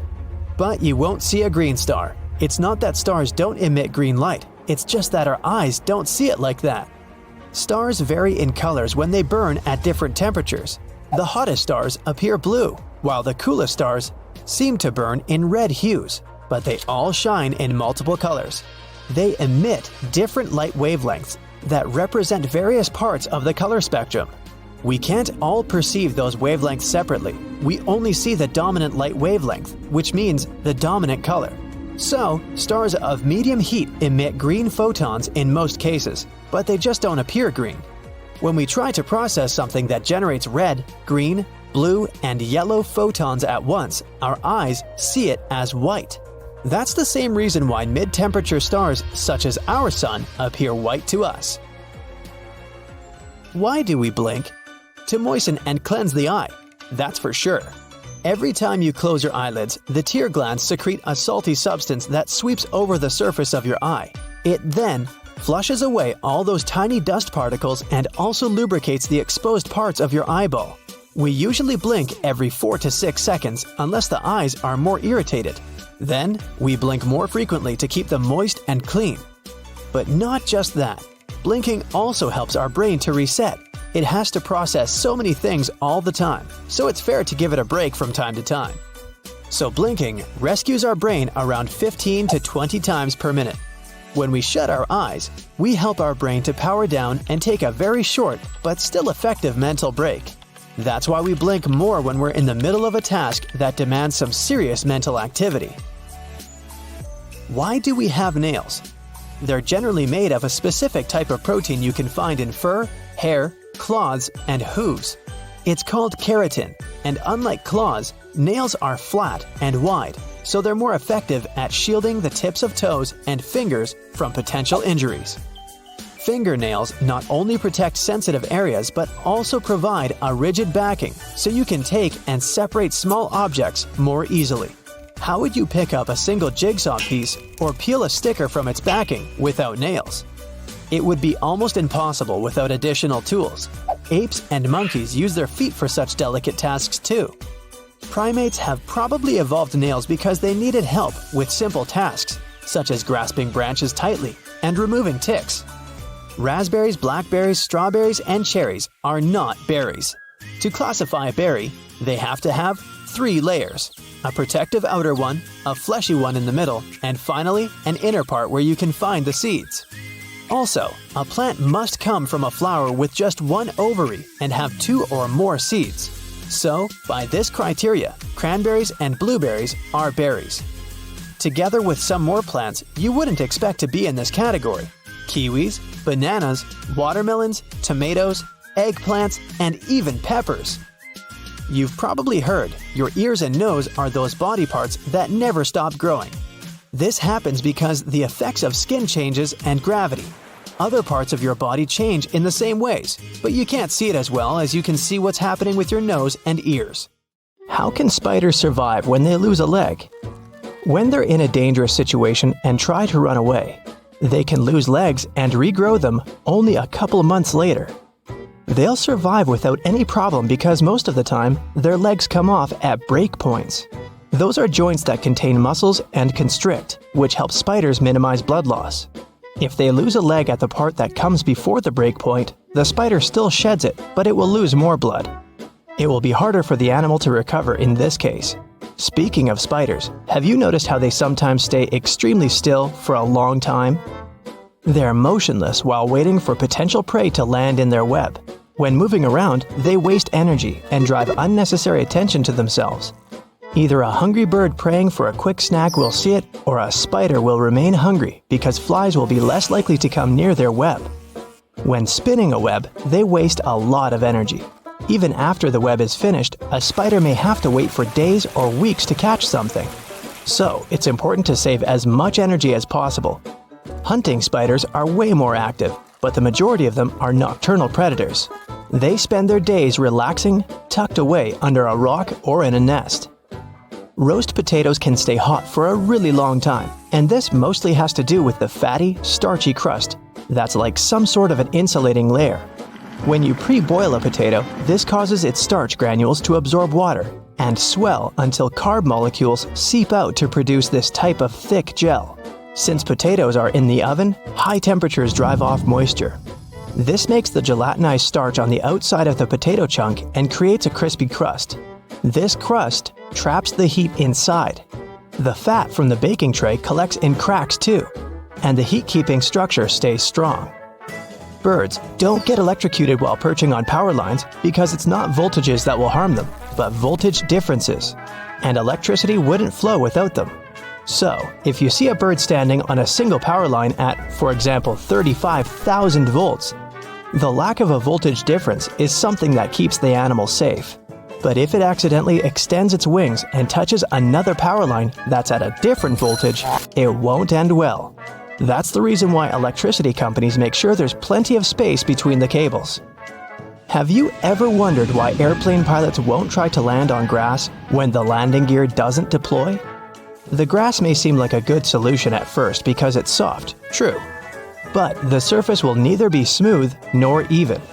When pressure is high, landing on grass can lead to unpredictable movements and cause issues such as structure formation. That happens because of bouncing and unequal pressure. This can even result in fuel leakage and prevent the doors from opening. Bald heads tend to be shiny, even though the skin elsewhere on the human body isn't. Most of our skin is covered with tiny hairs that give it some sort of velvety peach fuzz look. With male pattern baldness, the hair follicles tend to shrink and turn into skin cells, which means there's no hair there at all.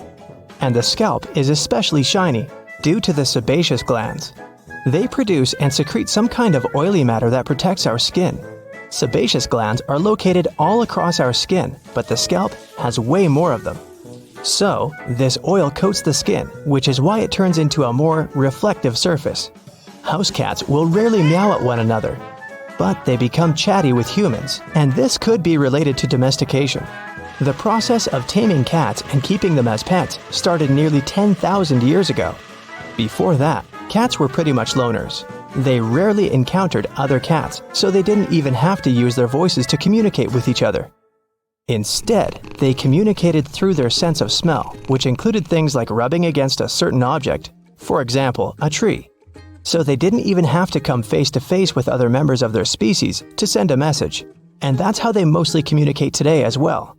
But humans don't have such a good sense of smell as cats, so these foxy creatures had to think of a way to send us a message and still get what they wanted from us, which turned out to be meowing. If you're planning a day trip to a desert, for example, the Sahara in North Africa, you're going to want to bring good sunscreen, and a lot of water, of course, but also a snug sleeping bag if you're planning to spend the night there too. Deserts really become cold during the night. In the Sahara, temperatures go from an average high of 100 degrees Fahrenheit during the day to 25 degrees during the night. Such dramatic change happens because of two main factors: humidity and sand.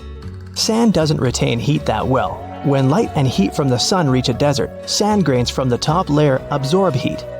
But they release it back into the air relatively quickly. So during the day, the sand radiates the energy coming from the sun, which eventually heats the air and leads to extremely high temperatures. And during the night, the sand is quickly losing heat once again, but this time, there's no sunlight that would reheat the desert. That leaves the sand colder than before and leads to such low temperatures. In arid deserts such as the Atacama Desert in Chile and the Sahara, the humidity is extremely low. That means the amount of water vapor in the air is almost zero. Unlike sand, water does well to store heat. Water vapor in the air traps heat close to the ground. It's like you cover the ground with a huge blanket. That way, you stop it from dissipating into the atmosphere. Also, when the air has a high level of humidity, it requires more energy to heat up. That means it takes more time for that same energy to disappear and for the surroundings to get colder. Since there's almost no humidity in deserts, such areas can both quickly heat up and cool down. If you microwave water for tea, it will taste worse than when it's made with a kettle. That's because the temperature of the liquid is the main factor for a good tea. Water should reach a rolling boil before you pour it over tea leaves, whether they're loose or bagged. It's an easy thing to do with tea kettles, both the electric and stovetop varieties. When the burner or the electric heating element is on, the water at the bottom of the vessel warms up. As it's getting hotter, water through the rest of the kettle comes to the boiling point. A microwave doesn't heat from the bottom up. It creates electromagnetic waves that randomly jump around the box. You probably notice when you try to reheat leftovers, They end up partially frozen in some spots and extremely hot in others. The same will happen with water because it's hard to control microwave energy. Overheated liquid won't be good for tea either. When water goes above 212 degrees Fahrenheit, which is the boiling point for water, it can destroy the compounds that give a tea its specific flavor. Have you ever wondered why those electrical plugs most Americans use have holes in the prongs? The story dates back to the early 20th century when Harvey Hubble Jr. invented different types of electrical plugs. He started with the detachable electric plug, which was the first ever of that type. Some of his designs had prongs with indents, those aligned with tiny bumps inside the electrical sockets. Such an indent and bump system secured the prongs in place after people would insert a plug into a socket. At some point, these indents gave way to holes, which worked in the same way. But that's just part of the story. Most of the modern outlets don't even have bumps anymore. They keep plugs from falling out of the wall by using friction and pressure.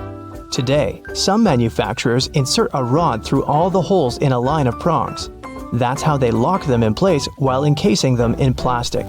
Some also say the holes save metal, which cuts costs of manufacturing in the long term.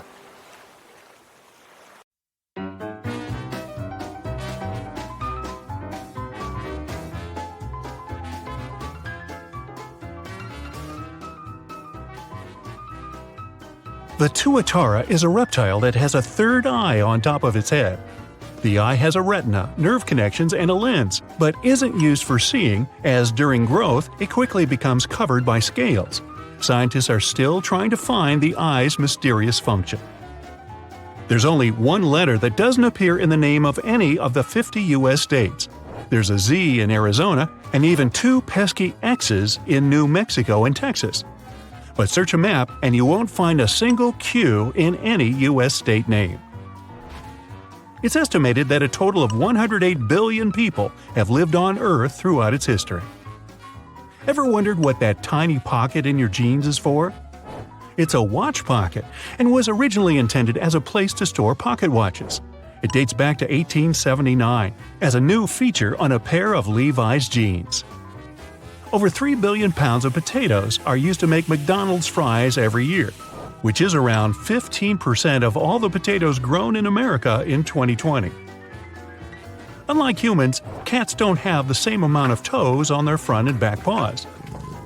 They usually have 5 toes on their front paws, but only 4 on their back ones. If you've got a feline companion, go take a look. The entire population of Earth could fit inside Los Angeles. With the world's population being 7.5 billion, this seems crazy. But if everyone stood shoulder to shoulder, we could all fit inside 500 square miles. Pigs aren't the only animals that are great at finding truffles. Dogs are just as good thanks to their sense of smell and are now used more commonly. The current American flag was designed by a high school student. Bob Heft designed the flag for his history class in 1958 and was only given a B- for his efforts. Later, his design was chosen out of more than 1,500 others to become the new flag. His grade was unsurprisingly changed to an A after this. The pandas in your local zoo may look at home, but unless you're in China, they're just on vacation. That's because technically all pandas are on loan from China and are the property of that country. The sentence, "The quick brown fox jumps over the lazy dog," uses every letter in the English language. In 1974, a full NASA spacesuit cost between $15 and $22 million. But over time, NASA hasn't replaced worn-out suits, leading to them only having 4 working EVA suits left. But have no fear, since 2009, NASA has been working to upgrade their outside-the-spaceship wardrobe with an investment of $200 million. Does that come with sequins? Hot water actually may freeze faster than cold water. This is because the cooled water at the bottom is denser than the hot water at the top, and this uneven temperature distribution speeds up the cooling process.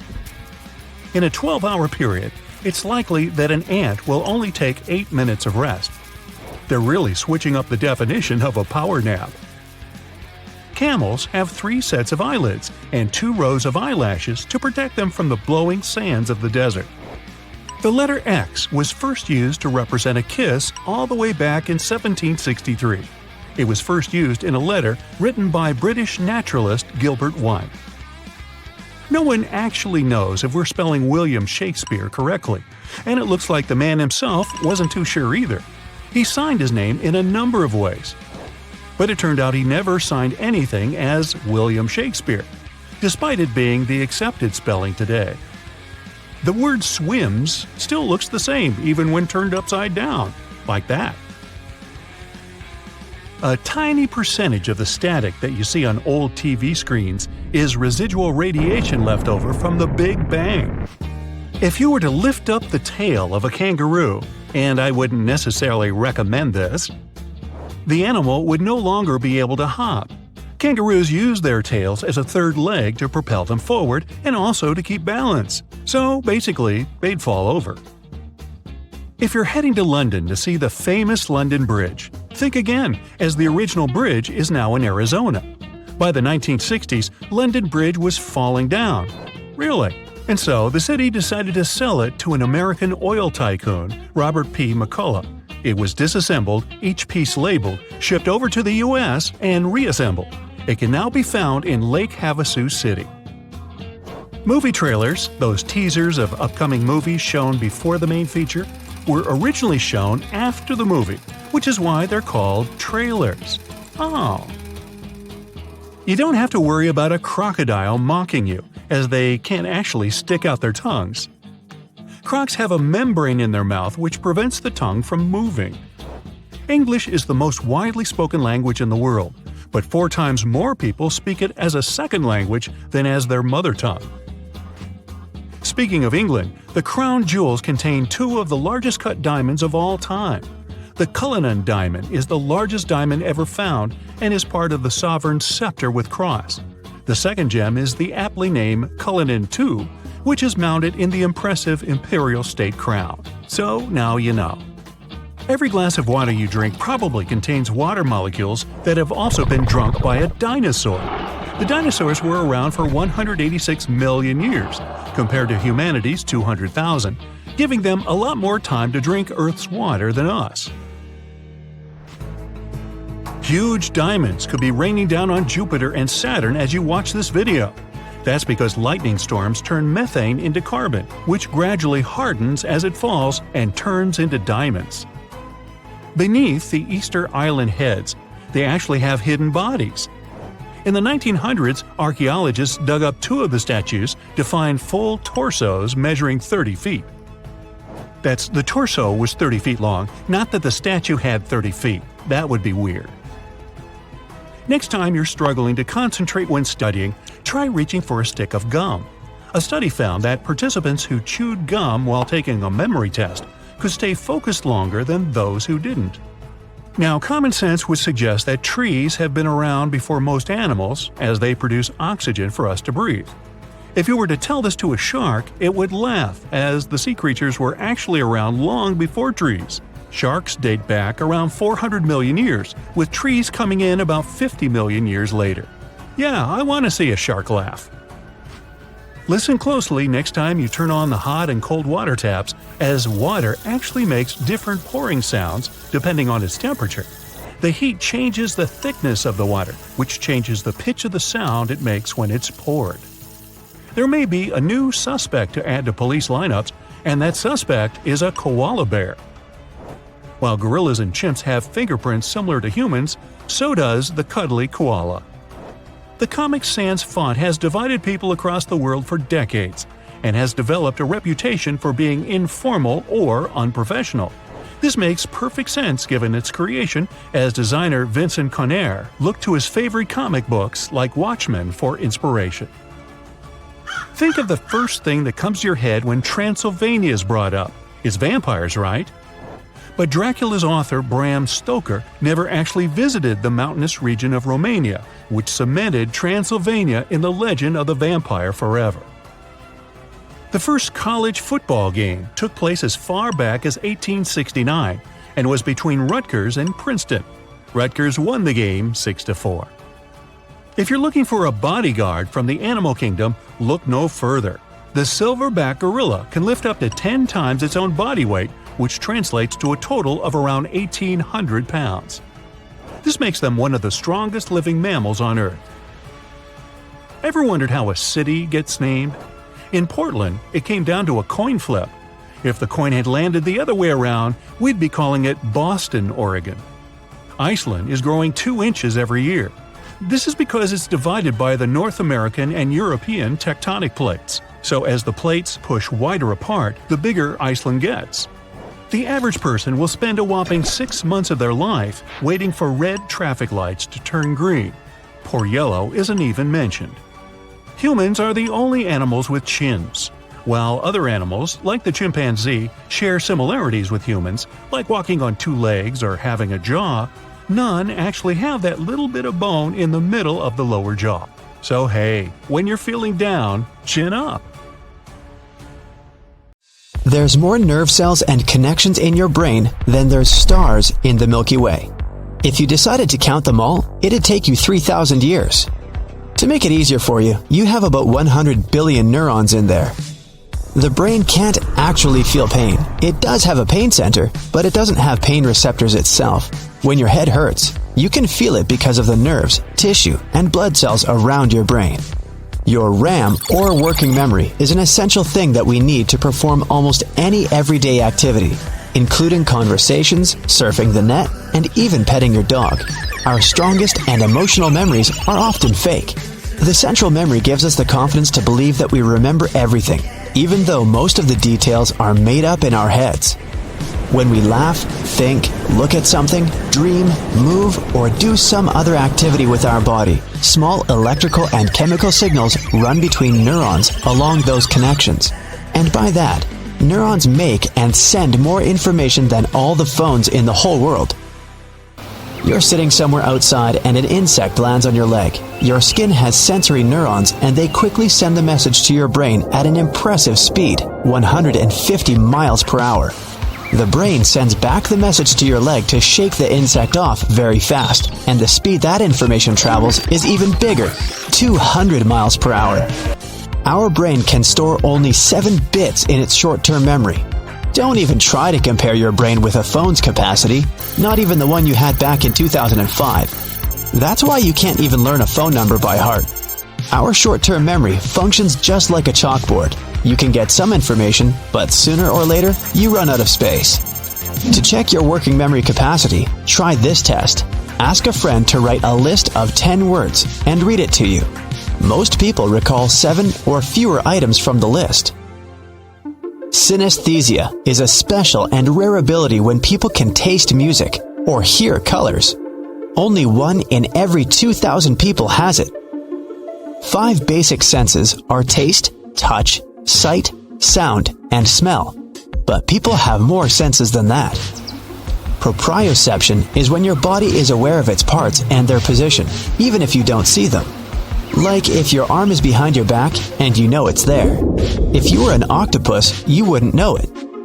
Because these creatures don't know their arms exist if they can't see them. Thermoception is your ability to sense temperature. Equilibrioception is a sense of balance. You also have nociception, which means you can feel pain. Then there's chronoception. That's how you can sense time passing by. There are even more senses found in the animal kingdom, but people don't have those. You can't recall a memory all by itself. When you're trying to think of one detail, like the color of the t-shirt your friend was wearing the other week, you'll remember some other details too. For example, the place where you saw him, things you were talking about. The hippocampus is the part of your brain that stores memories. It usually packs them together, including multiple small details. On average, taste buds last 10 days. One theory says déjà vu is some sort of a brain processing lag. Scientists think that it might happen when your brain is transferring information from one side to the other, and there's a split-second delay in that process. That means that your brain gets the same information twice and processes it as the event that happened before. It can create an illusion of falling. One of the theories that when you're dozing off, your brain sees the relaxing of your muscles as a sign you're in trouble and really falling. So it sends signals to the muscles to protect you by tensing up. You can physically see your nose, but the brain chooses to ignore it. Otherwise, it would stand in the way of your vision.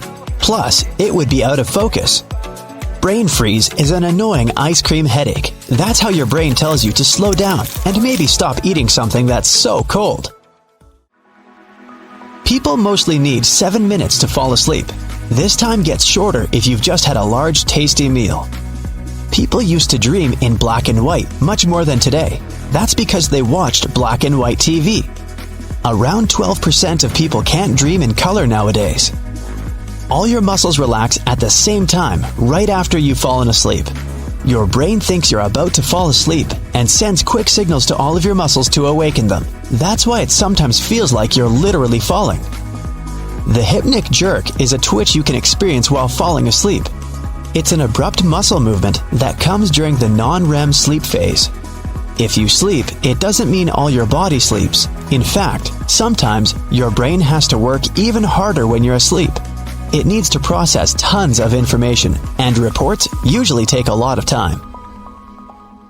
By the time you wake up, you'll have forgotten 50% of your latest dream. After 10 minutes, you won't remember 90% of it. When you blush, your stomach lining goes red along with your face. It happens because your sympathetic nervous system's causing an increased blood flow throughout the body. Your hair follicles have the same receptors as your nasal passages. That's why your hair can detect scents too. Sandalwood can help you develop that superpower. The nose definitely gets a good rest while you're sleeping. Amazingly, your sense of smell basically deactivates at night. You wouldn't even be bothered if there was a terrible smell in your bedroom. No comment. When you age, your brain is gradually reducing in size. By age 75, it's much smaller than at 30. And it starts shrinking by the age of 40. It happens to everyone, and it doesn't affect your mental strength in any way. No matter how hard you try, you'll never be able to tickle yourself. It's because your brain prepares the body for tickling and helps you avoid the typical laughing reaction. We recognize only purple, blue, green, yellow, and yellow-red colors. Everything else is a combination of these three. It's impossible to calculate how many of these combinations the human eye sees, because every single person has slight vision differences, but it's about 1 million combinations on average. You see? Heads up! Your skull isn't a single bone. It actually consists of 28 different bones, many of which are fused together to protect your brain. The strongest muscles in your body aren't in your arms or legs. They're in your head. The masseter is the main muscle responsible for chewing, and it needs to be the strongest for you to eat normally. And you know those muscles that allow you to move your ears? Those are temporalis, located above your temples. They also help you to chew your food. Now, we've got two really fast muscles. They control the eyelid closing. In fact, they're the fastest muscles in our body. Eyes are fragile and need protection, so the reflex that protects them needs to be as fast as lightning. These muscles can shut the eyelids in less than 1/10 of a second. Our body is made of stardust. Really? The more complex elements in our body can only come about through supernovas. The first stars were just gassy lumps that were drawn together and, at some point, started the process of combustion. This finally led to a nuclear reaction in its center.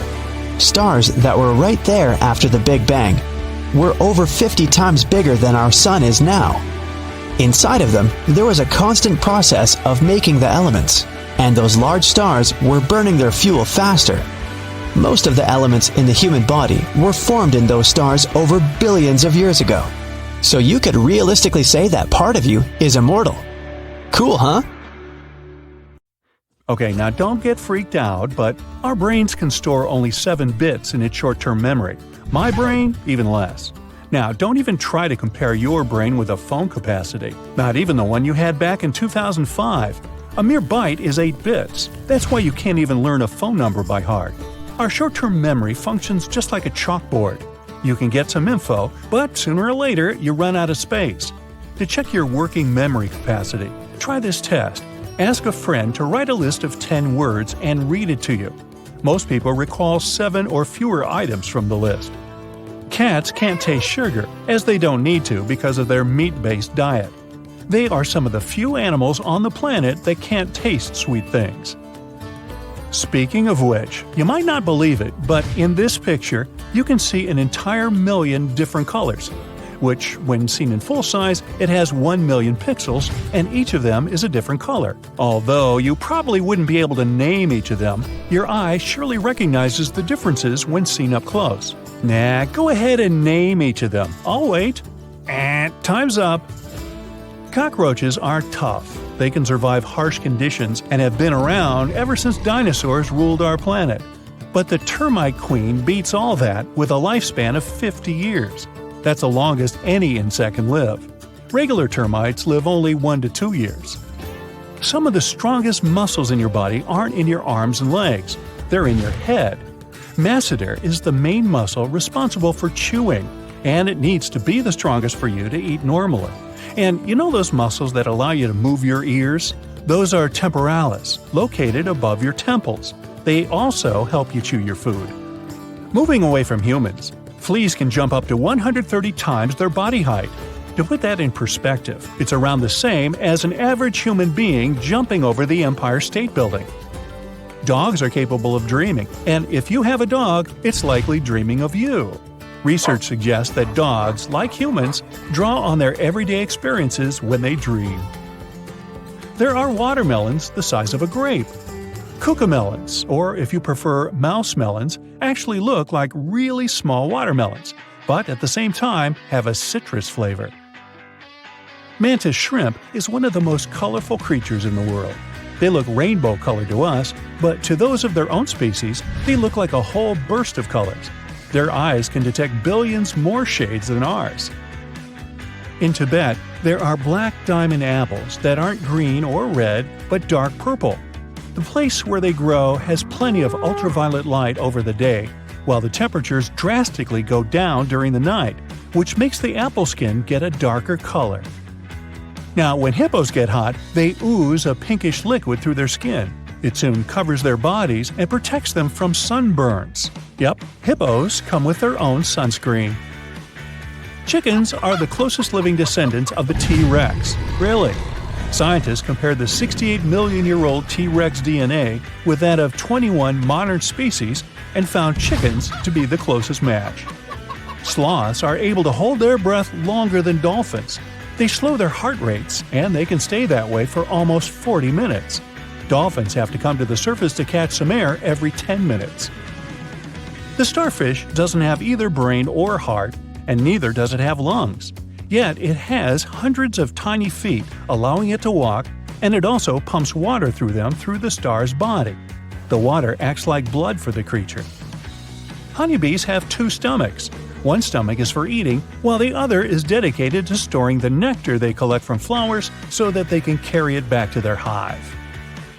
Dolphins always sleep with one eye open and never fully asleep. This is because their breathing isn't automatic, as they need to keep visiting the surface of the water for air. If they slept, they'd just drown. Humans are the only animals whose brain goes smaller. Yup, as we get older, it tends to shrink. It can do so even because of isolation and loneliness. Other animals, even some of our distant cousins from another side of the family tree, like monkeys and chimpanzees, have no problem with that. You can taste garlic with your feet. Mamma mia! Rub a clove right in your feet, take your socks off beforehand, and wait for it. The chemical responsible for its unique smell can be absorbed through the skin, even though the clove was never in your mouth. Weird, huh? The alpine ibex is the absolute climbing champion of the animal world. Mother goats with their kids seem to be defying gravity by scaling flat vertical cliff walls where no other creature can walk. Male goats, on the other hand, prefer flatlands themselves. Our lifespan is programmed with our cells. They constantly renew and divide, but they have a sort of internal timer that stops at some point. Some cells also stop reproducing sooner than others. On average, cells cease dividing when we reach the age of 100. That means if we find a way to trick ourselves into turning off the timer, we could potentially live forever. Or as long as your money holds out. Reindeer's eyes change color depending on the season. In summer, when the days are longer and lighter, they're brown. But in winter, when it's darker and days are shorter, their eyes turn blue. The blue hue helps them to see in the dark and prevents pressure from building up within the eye. It's caused by the pupils being dilated for so long in the dark winter months. Roosters stop themselves from going deaf when they crow by tilting their heads back. This covers their ear canal and basically acts as a built-in earplug. Their crows produce around as much sound as running a chainsaw. Oy. The Earth's surface is not evenly shaped, which means mass is uneven too. That way, gravity is not the same in all spots on Earth. There's a mysterious anomaly in the Hudson Bay of Canada. The gravity there is lower than in other regions surrounding this area, and scientists believe it's because of melted glaciers. During the last ice age, that region was covered in ice, which is now long gone and melted. But the planet hasn't completely recovered from the icy burden. Gravity over any area is proportional to its mass. The glacier left an imprint that pushed aside a part of the planet's mass, which is one of the reasons why the gravity is weaker in that area. The strongest earthquake we've ever had was in Chile, a magnitude 9.5. If an earthquake ever reached magnitude 12, it could split our planet in half. So let's not do that, please. When sharks need their morning joe, they go to a cafe too. Back in 2002, researchers found an area in the Pacific Ocean called the White Shark Cafe, where great white sharks come during the winter. They simply hang out, tell jokes, and laugh at stories about how many humans they've scared, and then go back to the coast to scare us a little bit more when the weather gets warmer. Octopuses have 3 hearts, 2 of which pump blood to the gills, and the third one rolls it to the other organs. Their blood is blue, by the way, and they also have as many as 9 brains. 1 is central, and 8 are, you guessed it, controlling their 8 limbs. Perhaps this is where the expression "thinking on your feet" comes from. Orcas are some of the most intelligent creatures on the planet. They hear each other's calls over dozens of miles and have unique calls for every single one of their pod. These calls are similar to human names in function. Well, that's all I have for now. Bye. So, you just sat down to eat at your favorite restaurant. The waiter comes by the table to get your order of drinks. You've been craving some soda all day, so you order a Coke. The waiter looks really sorry, but he says, "It's a Pepsi restaurant." Can you count the number of times this has happened to you? Even when you're traveling abroad, it's either Coke or Pepsi. If you like both, you end up having to pick sides. So, how about we get to the bottom of this rivalry? Is one of them objectively better than the other? The first category, variety. I'd say both companies are pretty good at this. You can easily choose between diet, no sugar, and even cherry Coke. While with Pepsi, you can even order such wild tastes as lemon, lime, caramel, and even some spicy flavors. The next category is taste. As you probably know, taste is something very personal. There's no right or wrong answer here, of course, but everyone has their favorite. The Coca-Cola recipe has been an intensely guarded secret since 1891, when John Pemberton, the inventor of the drink, sold the recipe. It was then modified by the buyer, a Chandler, and that's exactly the recipe we know and love today. Meanwhile, Pepsi Sweet Taste was invented by Calum Bradham. Sometime later, Charles Guth purchased Bradham's bankrupt company. This guy also owned a candy company named Loft. Can it explain why Pepsi's recipe is sweeter than Coke's? What do your taste buds say? Coke or Pepsi? Now, you've just woken up. You ordered pizza the night before and are ready to have some leftovers for breakfast. You open the fridge and, you're faced with a tough choice: cold pizza or cold pasta. How and why do both of these dishes taste so good when cold? There's actually science behind their amazing taste. According to pasta experts, your spaghetti tastes even better the next day because of that little thing called starch. It's mainly found in cereals and potatoes. To put it simply, the ingredients of these dishes have more time to get to know each other better as they spend the night sitting in the fridge. The starch absorbs the fat and sauce and seasoning overnight. It vacuums all the tastiness and makes the flavor much richer. This goes for both pizza and pasta. I guess it's not coincidence, then, that some people often over-order these types of food just so they can have some leftovers to appreciate the next morning. No, we never do that at my house. Still on the topic of pizza, I say let's settle the pineapple on pizza debate once and for all. It's true that this is the line that separates many of us. One side of the argument says berries should never go on pizza. Wait, what? In case you didn't know, pineapples are actually berries. A group of berries that have fused together, that is. Now, on the other side, there are Hawaiian pizza lovers.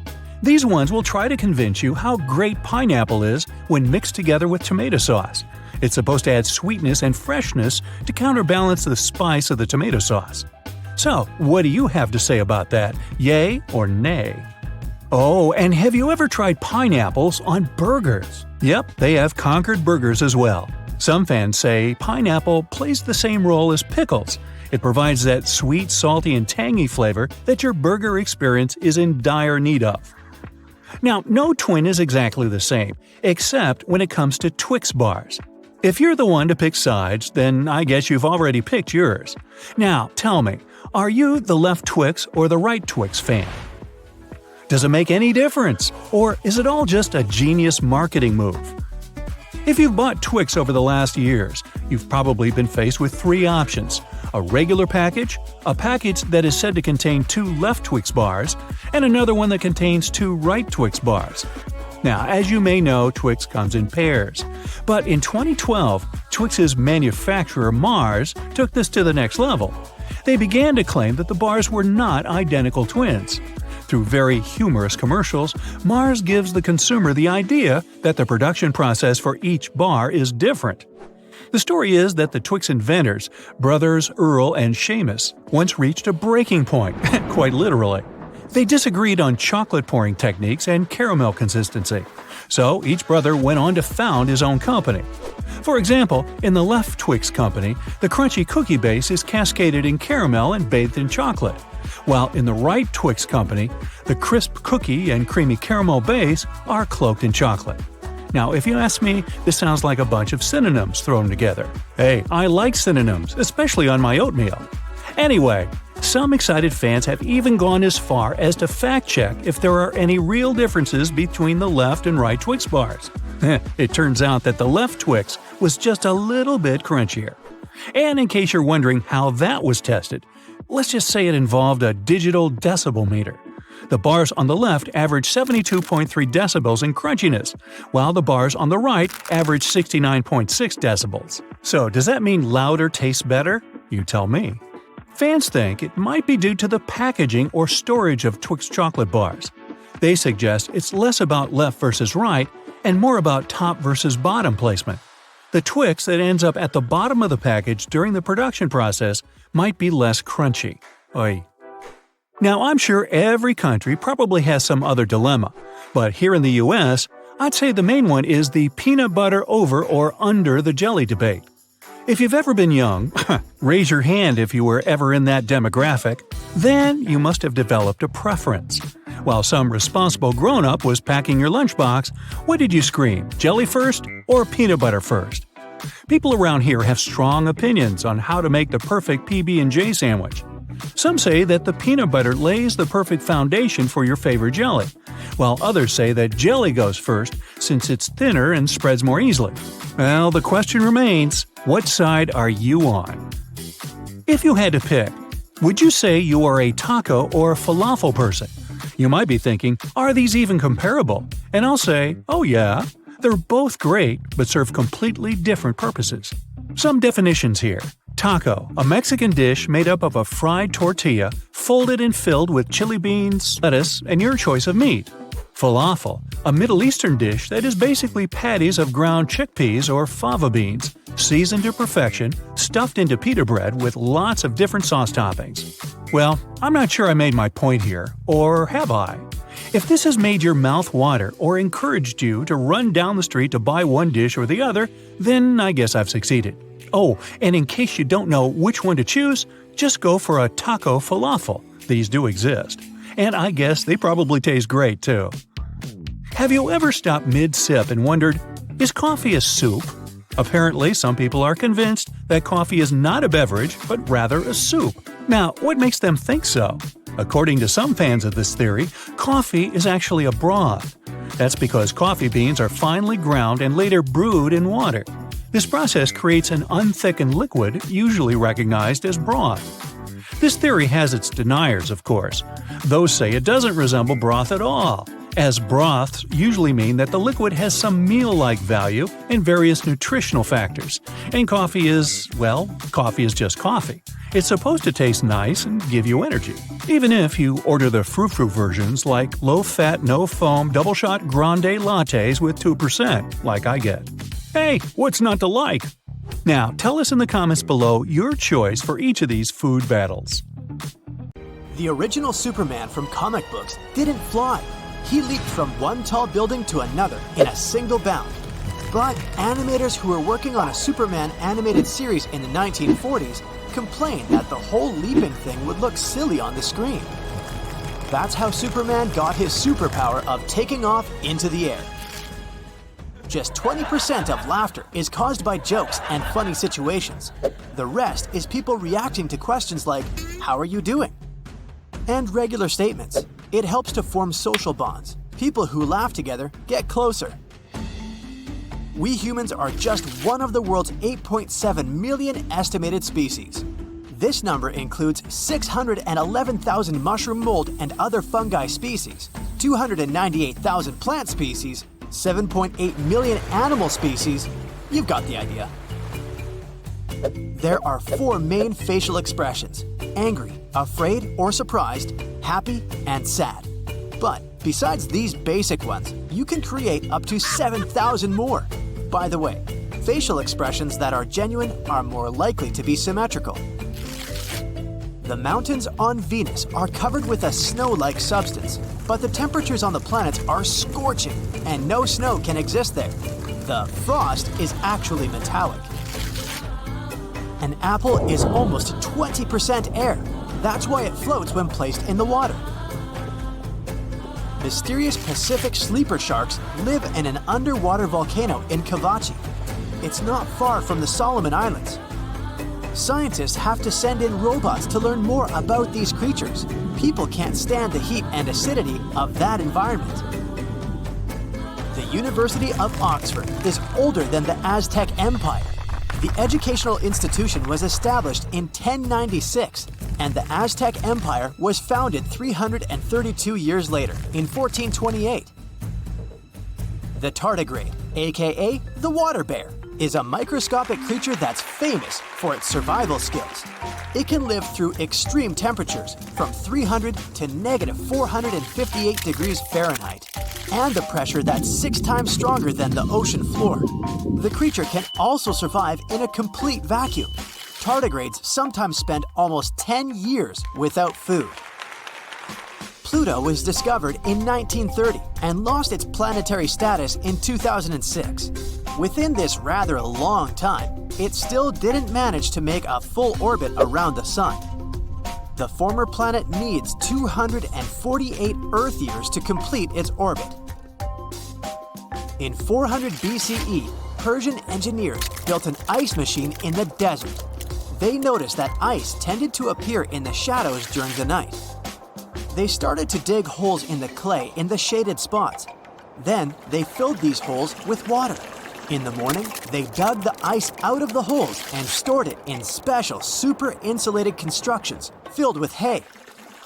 This helped the ice last even on the hottest days, and Persians always had something to help them stay cool. Those who cheated in the Olympics in ancient Greece were severely punished. They had to pay fines and could even be banned from any kind of competition. Interestingly, the fines were used to build bronze statues of those cheating athletes near the entrance of the Olympic Stadium with a description of how they had cheated. On average, a drop of water spends around 9 days in the atmosphere before it falls back to Earth. And if it ends up in the ocean, it sometimes takes more than 3,000 years before it evaporates again. John Mitchell was the first person to speculate about the existence of black holes. It happened in 1783. In his paper, he called them black stars. Unfortunately, his theory was forgotten until the 1970s. Raw sweet potatoes aren't actually sweet, but once you start heating them during cooking, a special enzyme called beta amylase breaks down the tasteless starch, turning it into sugar. The M100 galaxy is 55 million light-years away from Earth. This is a mind-boggling distance. The galaxy itself is 107,000 light-years across. It's a bit bigger than our home Milky Way galaxy. In 2006, Qatar Telecom had a charity auction where they offered a unique phone number, 666-6666. An anonymous bidder bought it for $2.7 million. Showers are famous for being able to spark creativity. When you're taking a warm shower, you usually feel relaxed and happy. Your dopamine level grows, increasing your chances of getting excellent ideas. The hashtag symbol has an official name, Octothorpe. It's a made-up word that was created in the same place where the telephone came from, Bell Laboratories. Back in the past, when there were no terabytes or even gigabytes yet, megabytes used to weigh a lot. The first computer, which was built in 1956, had a hard drive, or something similar to that. This hard drive's capacity was 5 megabytes. But the cabinet it was kept in weighed around 1 ton. Butterflies taste food with their feet because their taste sensors are there. If you were a butterfly, you could taste your pizza just by standing on it. Octopuses lay from 20,000 to 100,000 eggs at a time. The mother octopuses doesn't eat for half a year, protecting the eggs. When baby octopuses get born, they aren't bigger than rice grains. A big oak tree can drink 100 gallons of water a day, and a giant sequoia usually consumes 500 gallons daily. The inhabitants of Setenil de las Bodegas in Spain literally live under a rock. People work, study, and go for a walk beneath a huge rocky outcropping. Their homes are built right into the side of the rock. However hot it is outside, you still won't be able to cook an egg on a sidewalk. The highest sidewalk temperature can be more than 140 degrees Fahrenheit. But to cook an egg, you need at least 158 degrees Fahrenheit. Concrete is a great heat conductor, but it's not hot enough to make breakfast. There is a sea with borders defined not by land, but by ocean currents. It's the Sargasso Sea in the Atlantic Ocean, not far from Bermuda. Several currents create a large still area of salty water filled with floating seaweed. Hummingbirds are tiny creatures, but one particular species, the bee hummingbird, breaks all records. The thing is so minuscule it often gets mistaken for an insect. The bird also weighs less than a dime. Hot chocolate tastes better if you drink it out of an orange cup. Researchers asked 57 volunteers to try the same hot chocolate out of red, cream, white, and orange cups. Almost all the participants agreed that the chocolate tastes better when served in orange cups. It proved that the way something is served influences your perception of its taste. Gravity-defying geckos have millions of tiny branched hairs on their bulbous toes. This system lets geckos stick and unstick their feet at breakneck speed, scurrying across surfaces at 20 body lengths per second. It's a proven fact that when you're on the computer, you blink less. In everyday life, you blink around 20 times per minute. But when you're using a computer, it's only 7 times per minute. What's even more interesting, you also read 10% more slowly when you're looking at a computer screen or any other electronic device. African buffalo herds often make decisions by voting. For example, when they choose where to travel, animals would stand up one by one, look in a particular direction, and then lie down again. In most cases, the herd then moves in the direction that's got the most looks. One bamboo species holds the world record for being the fastest growing on Earth. It grows 35 inches per day. When some Massachusetts residents feel like playing a song or two instead of grabbing a guitar, they go for a typewriter. In 2004, the Boston Typewriter Orchestra performed for the first time. The orchestra members produced unusual music with the help of old typewriters and have already released one album. The horseshoe crab has eyes all over its body. The creature has 10 of them, some on top of the animal shell, some down on its tail, and the rest near its mouth. All these eyes help the crab get around. And there's the kickoff. Imagine watching your favorite team square up with its rivals. If you're in the stands cheering them on, then it'll be even better to see them run up and down a cool-looking patch of green grass. That's why most pitches have different grass patches for your entertainment. The only player on the pitch who's allowed to touch the ball is the goalkeeper, and you can easily identify them by the different colors of their jerseys. They were asked to wear different colors so that they can pick them out from the crowd. This tradition started more than 100 years ago when jerseys looked slightly different and the pace of the game wasn't as fast as today. The only thing that remained constant is the size of the ball. For 120 years, the football shape and size have not been changed, seeing that this will affect the athlete's overall performance. If you're about to shoot the ball past the goalie, then you would know the exact force, pressure, and spot where to kick it. Athletes train for this ball specifically. Changing it would mean training athletes to figure out a new way of doing things.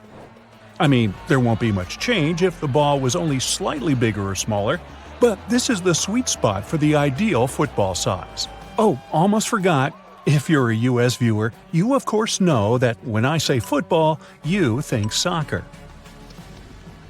Now, ever wondered why they wore jersey numbers?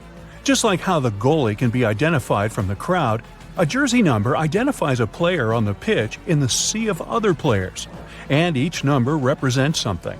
When a player is signed to a club, they have to be registered to a jersey number. While the player can sometimes pick what they want, some jersey numbers are reserved for the specific position they're playing in. A striker cannot wear the number 1 jersey. That number is reserved for goalkeepers only. A striker is a player whose job is to score goals and has a great awareness inside the opposition's penalty box. They get the number 9 jersey. In consecutive order, the numbers 2 to 5 is for defenders who can play in various positions. Numbers 6, 8, and 10 are midfielders who play in the middle of the pitch. In general, they control the game and are the middlemen between defense and attack. You would find them all over the pitch. Number 7 and 11 are wingers. They are the support players for the strikers and also contribute to goals. They're usually fast and tricky with the ball. Traditionally, this is what the numbers mean, but nowadays, clubs don't usually stick to it. Some midfielders can have a number 7, and some defenders can wear a number 6. These days, numbers 7 and 10 are deemed as the most popular jerseys for people to buy and put their names on the back. Now, some clubs have actually retired certain jersey numbers, which means after an incident with a player who wore the jersey, the club will decide not to let any future player wear the jersey number. Some football clubs also have a reputation for jinxed jersey numbers. This usually happens when a player wears a number 9 jersey and has big shoes to fill after the player who wore it previously scored plenty of goals. The new player might be a perfect striker, but there's something about wearing that new jersey number that makes them get the yips, or in other words, lose their focus. It might be easy for some players to lose focus, especially as they grow older. Now, a football player will start to come down from their peak in their mid-30s. It might not seem that old for other professions, but in sports, particularly in football, 35 years old is considered old and close to retirement. Wow. Expect if you're Kazuyoshi Miura, who plays for Yokohama FC. He's considered to be the oldest professional Japanese football player currently on the pitch. He's 53 years old and plays as a forward in attack. So what? That makes him kind of a geezer in football terms. Football is for all ages and is one of the oldest sports known to us. Even though it's most famously associated with Brazil or England, there is evidence that dates back more than 2,000 years ago. This evidence suggests China was home to the original footballers. But England took the sport, polished it, and made it into the powerhouse sport it is today. They created some rules, including forbidding touching the ball unless you were the goalkeeper and domesticating it to limit the violence. Now, it's no surprise that the oldest football club in the world is in England. Sheffield FC was founded in October 1857 in a city in South Yorkshire. That means the club existed before the tragic accident of the Titanic and before the Eiffel Tower solidified itself as a landmark in Paris. It's no wonder football is the most popular sport in the world.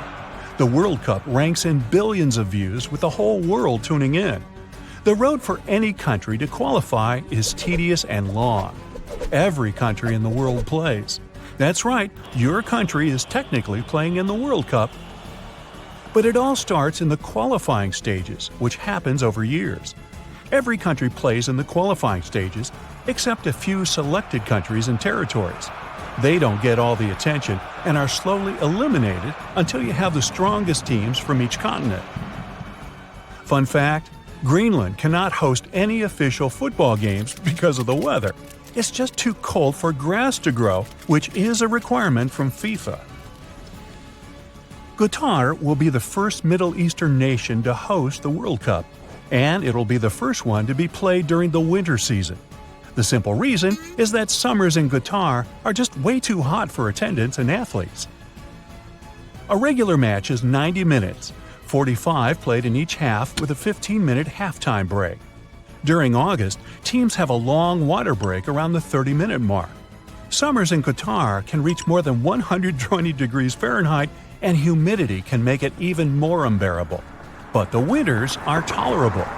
This will also be a unique World Cup, considering stadiums will have full air conditioning so that no one feels hot in any way. Terrains and climates can sometimes be to a country's advantage. Brazil and Argentina are, without a doubt, the strongest teams in South America. Of course, you have Chile and Uruguay, which have won some trophies in recent years, but it's always down to the two biggest rivals. However, every country shudders when they visit one of the highest elevated countries in the world, Bolivia.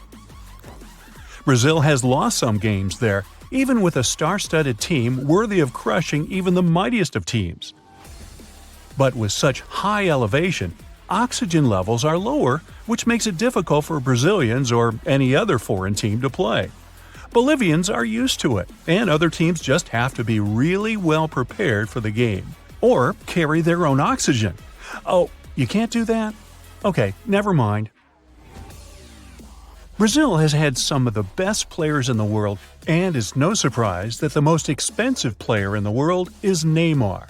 This Brazilian football wizard was acquired by PSG, or Paris Saint-Germain, from FC Barcelona in 2017 for an impressive $264 million, and no player has since then broken this record or has ever been so close to reaching this value. And guess what? They gave him the number 10 jersey.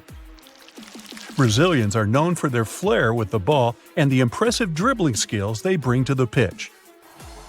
And it's also no surprise that one of the fastest goals ever scored in a professional football match was a Brazilian. Ricardo Oliveira scored a goal in just 2.8 seconds back in 1998. If you were watching this game live, then chances are you'd miss it, considering that you're still adjusting yourself and probably missed the goal from blinking. I know one thing for sure, I'm going to keep an eye out for Brazil this World Cup. I have news for you. Rats are ticklish. Well, I thought it was news. Anyway, they have a so-called laugh center in their midbrain, and it activates when someone tickles the animals or when they engage in some fun and playful activities. Scientists discovered this in 2016 after tickling the rodents on their bellies and listening to their squeaky giggles. Now, hummingbirds are the only birds we know about that can fly backward. They mostly do it when they want to move away from flowers. And here's an animal that can't go backward, a kangaroo. They can hop around and cross great distances, but the structure of their strong rear feet and big tails prevent them from walking backwards. Narwhals are those weird creatures that look like some sort of sea unicorns. That horn on their head is not a tusk. It's a giant tooth that sticks out through the upper lip of male narwhals. This tooth is probably one of the tools that plays a role in attracting ladies. Now, flamingos are not actually pink. They're born gray, but throughout their life, they eat lots of algae and other foods that contain a red-orange pigment we know as beta-carotene, like in carrots. This pigment gets broken down and ends up in their skin and feathers, which is what makes them pink. They need to eat a lot of such food to stay like that, though. If we humans wanted to change our skin color, we wouldn't be able to eat enough food rich in beta-carotene to really turn pink, or in our case, maybe even orange. Sloths are really slow. All the jokes and memes about them are true, but they're also very skilled swimmers, and they move in the water around 3 to 4 times quicker than on land. They can do breaststroke just like people, and it's an important skill for them to have because they're tropical animals that mostly live in jungles, and those areas are often flooded. Tigers are the biggest members of the feline family, even bigger than lions. And no tiger has the same set of stripes. Their coat is actually a camouflage that comes in handy when they need to find a good spot where their prey won't see them. Interestingly, their skin is striped too, not just the coat. Their stripes are as unique as our fingerprints. Now, even though they look kind of funny and innocent, you wouldn't want to bother a platypus. These wild animals are some of the few mammal species that can poison you. They have spurs on the tips of their back feet that can release venom. It's not potent enough to pose a life threat, but the sting can still be very painful and can cause swelling and other issues. When a ladybug needs to defend itself against potential predators, it starts bleeding from its knees. Now, it's not actual blood coming out of its joints. It's a certain chemical that smells bad and, therefore, repels predators. They have another mechanism that helps them survive in the harsh animal kingdom, their specific color. Predators really don't like the combinations of bright colors, such as red, orange, and black, because they know that creatures colored this way can taste awful. Roosters can get extremely noisy in the morning, but they don't go deaf because they don't even hear how loud their crowing can be. What keeps them safe is special built-in noise protection plugs. Hens have the same system that reduces the risk of hearing loss too. Not only do they have this protection, but they can also regrow cochlear hair ears if they get damaged in only a couple of days. Owls don't have eyeballs. They have something that's more like eye tubes, and they can't move them back and forth like we do with our eyeballs, which is why these birds have incredibly flexible necks. They're able to rotate their heads 270 degrees. For comparison, humans can only manage 180. That's why owls have a specific system of blood vessels in their heads. It delivers fresh blood to the brain if the bird turns its head too quickly and cuts off circulation. Just keep swimming. You may remember how Dory the blue tang sang this in Finding Nemo. Dory wasn't a shark, but that's a message some shark species need to take literally. Mako sharks, great whites, whale sharks, and some other kinds need to keep swimming. Otherwise, they'll stop breathing. We use our lungs for breathing, and some sharks use a method called buccal pumping. This means they swim with their mouths open. That way, they allow water to flow through their gills and thus extract oxygen.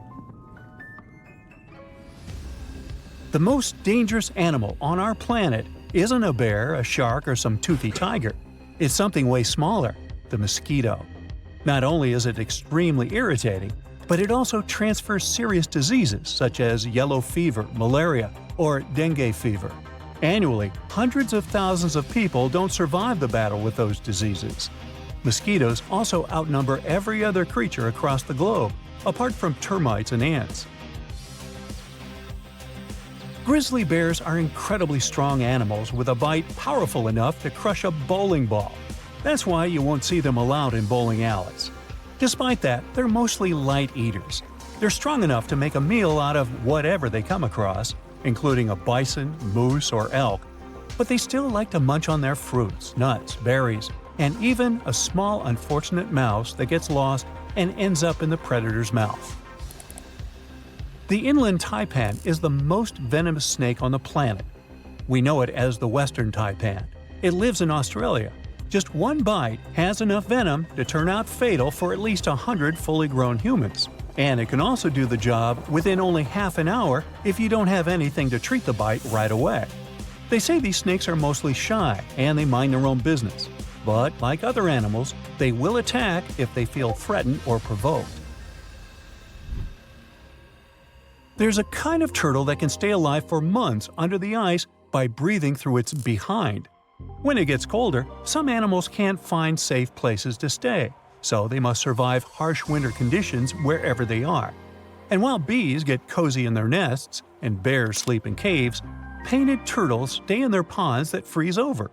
Since the ice limits their access to air, they extract oxygen directly from the water and breathe through their behinds. Yes, that would be handy.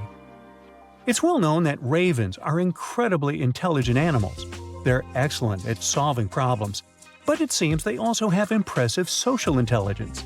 They're very in tune with their feelings as well as the emotions of their mates. If one raven in the group feels pessimistic, it's likely to bring the others down too. A real buzzkill. When they see a bird that doesn't like certain food and expresses it in a very vivid way, they lose interest in their own food as well. The pistol shrimp is one of the loudest animals in the world, even though it's tiny, only about 3/4 of an inch long. When it senses food, it opens its large claw that can grow as long as half its body length and lets him water it. Then it snaps the claw shut extremely fast, which shoots out a very strong jet of bubbles. These bubbles can stun or even finish the prey the shrimp is trying to catch. And when the bubbles pop, it produces a snapping sound, louder than anyone would expect. Crocodiles are even scarier than we thought, because many of them can gallop like horses. They probably inherited this ability from their ancient ancestors, who were as small as cats, had long legs, and could run at speeds of about 11 miles per hour. Smaller crocodiles probably gallop when something's after them, but caimans and alligators obviously don't need to use this skill. It's you who's more likely to gallop away when you see them.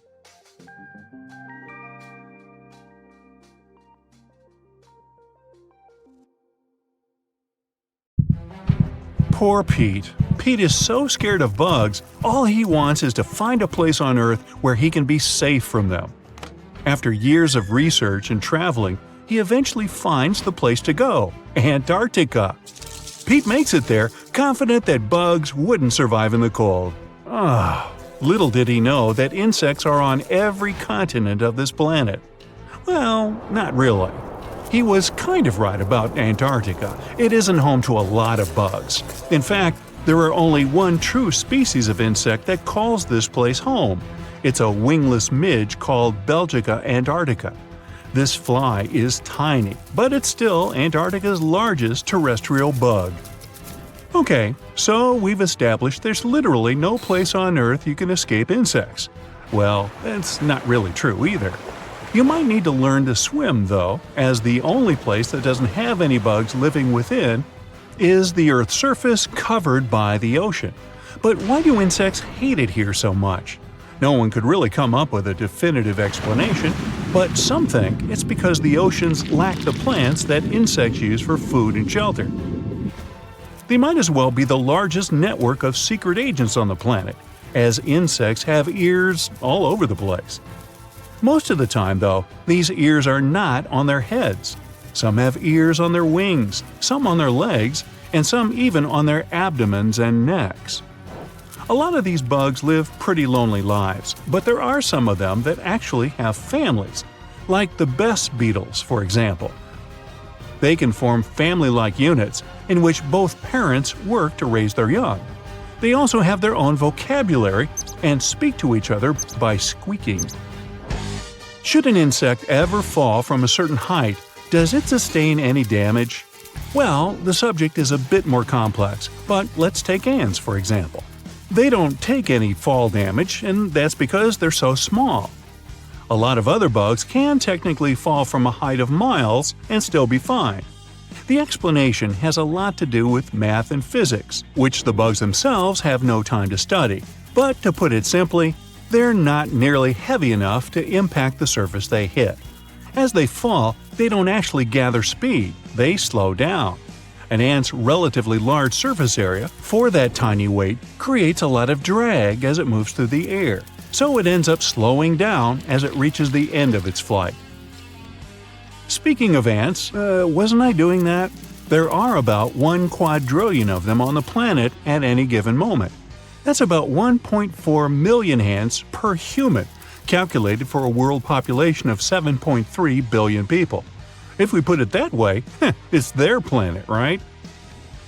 It's hard to imagine a fruit fly with an astronaut helmet on, but they were indeed the first living creatures to be launched into space. That was back in 1947, when they waved goodbye to the Earth in a V-2 rocket, reached an altitude of about 68 miles in less than 200 seconds. They then returned to Earth by parachute.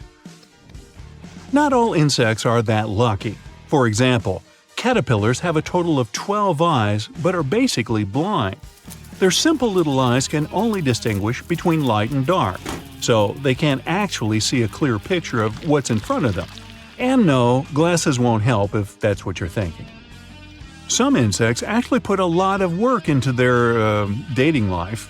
A good example is the stoneflies, which do push-ups to attract the ladies. Did you know butterflies taste the surroundings with their feet? Heard that right. That's because they have taste sensors on their feet that help them find food. So they stand on a leaf and give it a taste. If they figure out the plant is something that their caterpillars can eat, they place their eggs in this spot. But how do they eat, since they can't bite or chew? Well, they use their long tongue, which looks more like a tube, called a proboscis. It's basically a straw that helps butterflies to slurp up liquids, like nectar, for example. The ancestors of this crafty creature had lived on this planet way before the dinosaurs themselves. Fossil records show that ancient grasshoppers first came up more than 300 million years ago. Ever heard of bugs that are fans of rock music? Well, in a way, termites do, sort of, prefer this sound. Termites chew away at wood to figure out what kind of wood they have lying around. They use vibrations. Why? Because it helps them find the best source of food. If there's heavy metal or rock music playing, they can chew through the wood faster than at their regular speed. Do they slow their chewing down with Brahms or Bach, or just go to sleep? This is one type of insect you'll surely find difficult to see. This master of disguise looks like a leaf. Throughout their existence, they managed to develop this type of camouflage so the predators miss them in plain sight. They can even rock back and forth to copy the movement made by leaves blown by the wind. Nature has its own weather forecasters, the mighty crickets. Well, they work more like a thermometer, if you like. Turns out you can manually calculate the temperature outside by counting the cricket chirps you hear in a minute and then divide it by 4.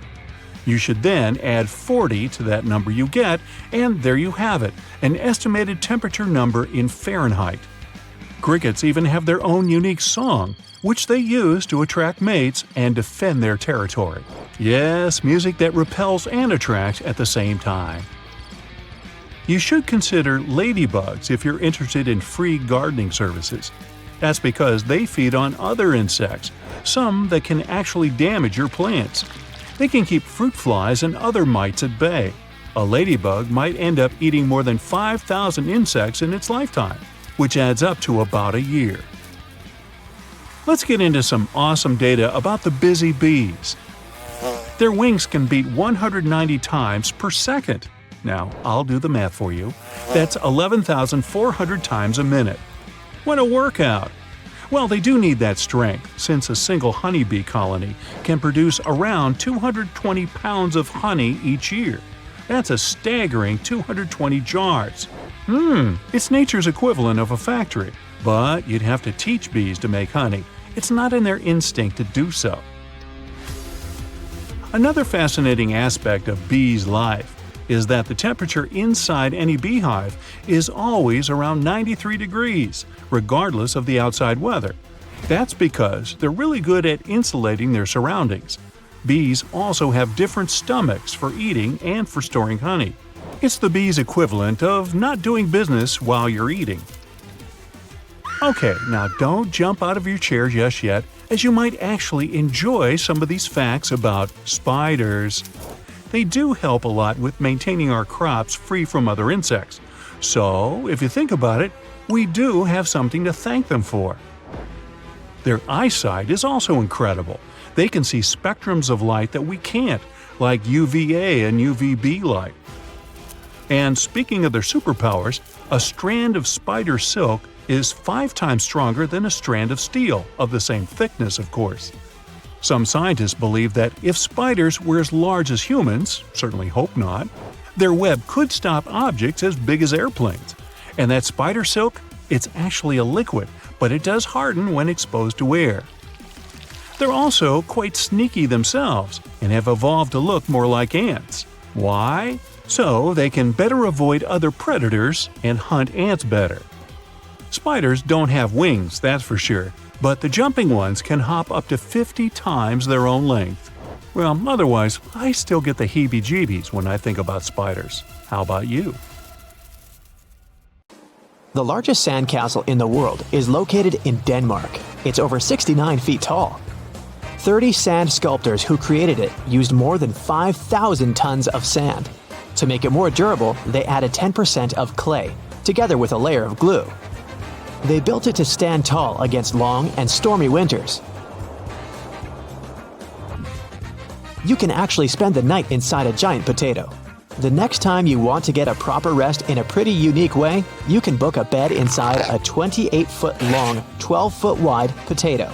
Well, at least in this cool structure made of concrete, steel, and plaster, that kind of looks like a potato. Teenagers from other decades look different from high schoolers you see today. At first sight, they seem way older, don't they? But it's just because they have a different style. They grew up and kept buying similar clothes they thought looked cool. Now we associate that same style with people that are 50 or 60 years old.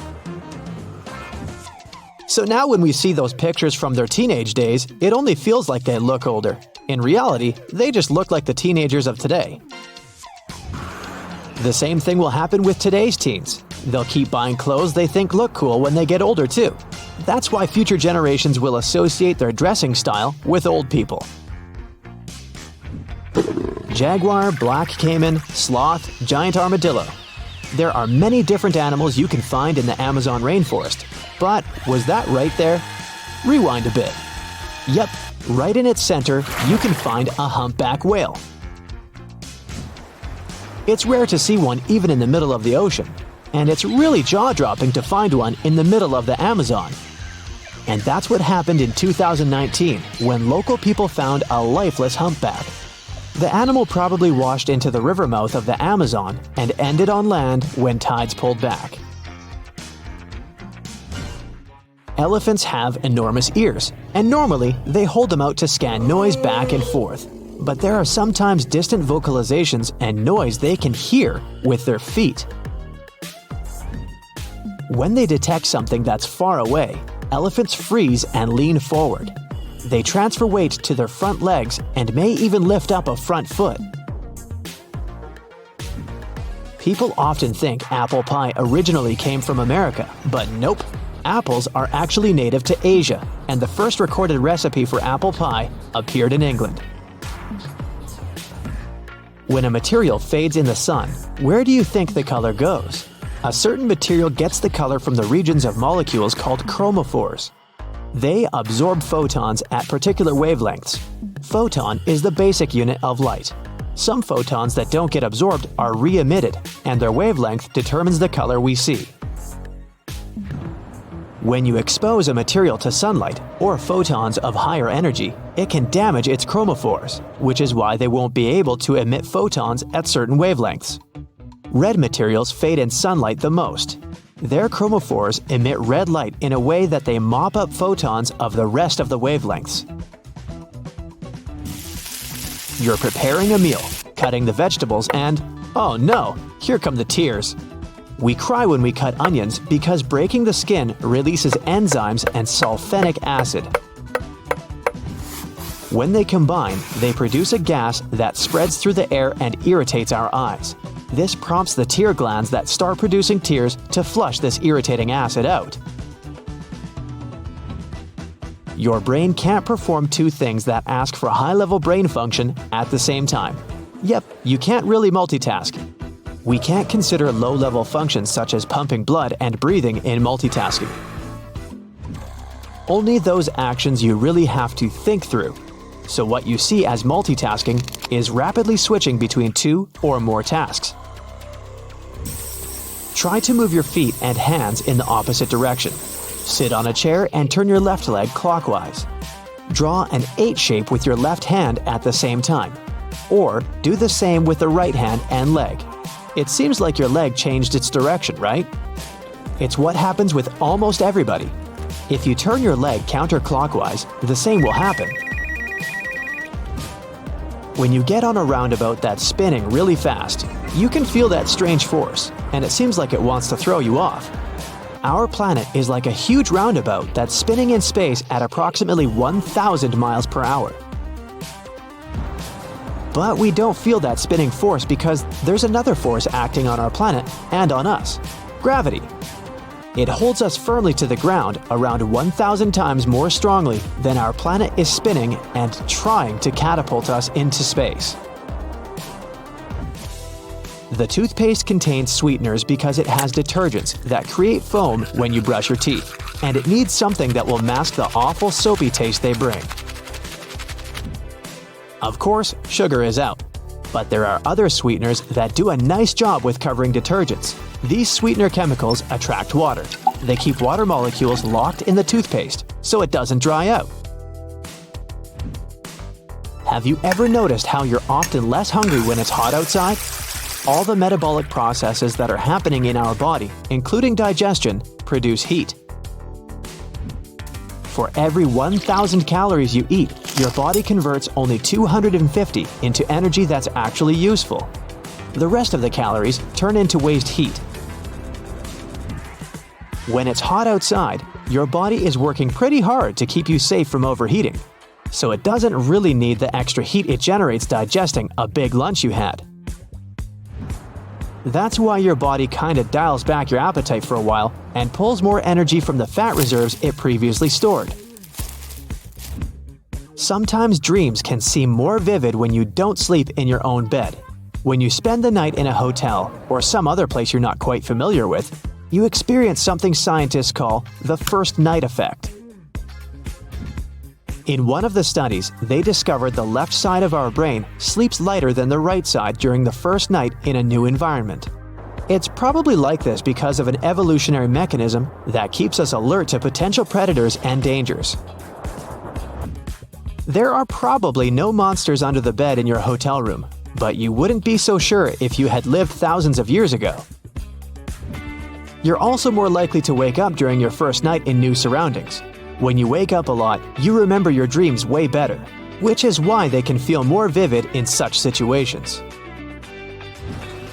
You're at work, you just had lunch, and now you're getting ready to finish the final task for the day. But you just can't. You got such an energy crash you want to lie down and take a nap to feel alive again.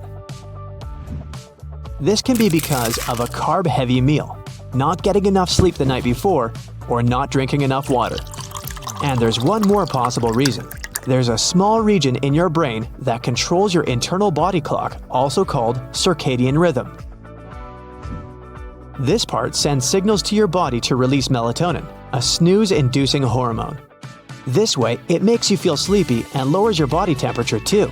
You go through a miniature version of this process somewhere between 2 p.m. and 4 p.m. too.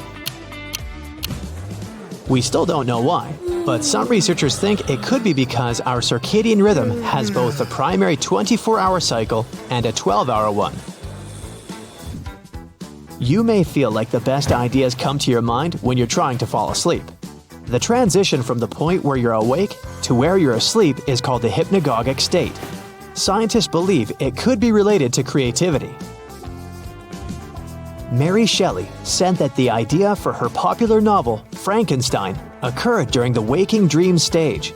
Salvador Dali, a famous artist, called this phase the slumber with a key.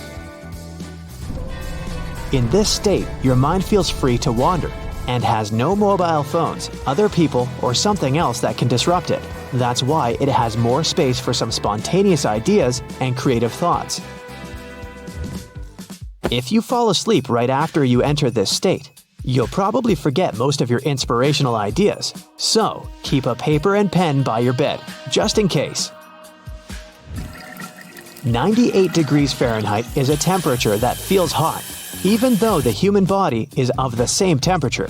Well, actually, this is about the average temperature of our core.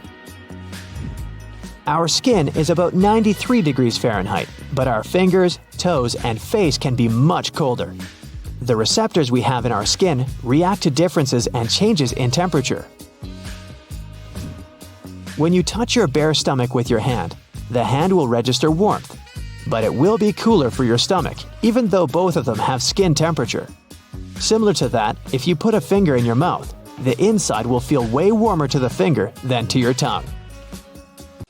The button on the top of your baseball cap is there purely for aesthetic purposes. By the way, this little thing has a name. Professionals call it a squacho. Its initial function was to hold the four panels of the cap together. As hat making improved, the panels stopped needing it to hold together, and squacho was removed. But hats didn't look the same without it. Soon after, the squacho returned due to popular demand. Originally, high-heeled shoes weren't intended for galas and proms. Back in the 10th century, horse riding was pretty tough with flat-soled shoes, and many riders' feet would constantly fall out of the stirrups. Higher heels helped deal with that problem. The grip was much firmer with them, and they grew in popularity. It wasn't long before they became a fashion accessory to match stylish outfits. Notable people wouldn't want to be seen without them. Riding a horse with fancy heels was the equivalent of owning a luxurious sports car. Even though heels were worn mainly by men at the start, ladies picked up on the iconic trend in the 17th century. It's been one of the biggest ever since. In ancient Rome, salt was so precious that people even called it white gold. With scorching heat and no fridges, its purpose was to preserve food, mainly meat and fish. As a bonus, it made everything tastier. Sal, which is salt in Latin, was used instead of money to pay salaries. Here is where the word salary originated.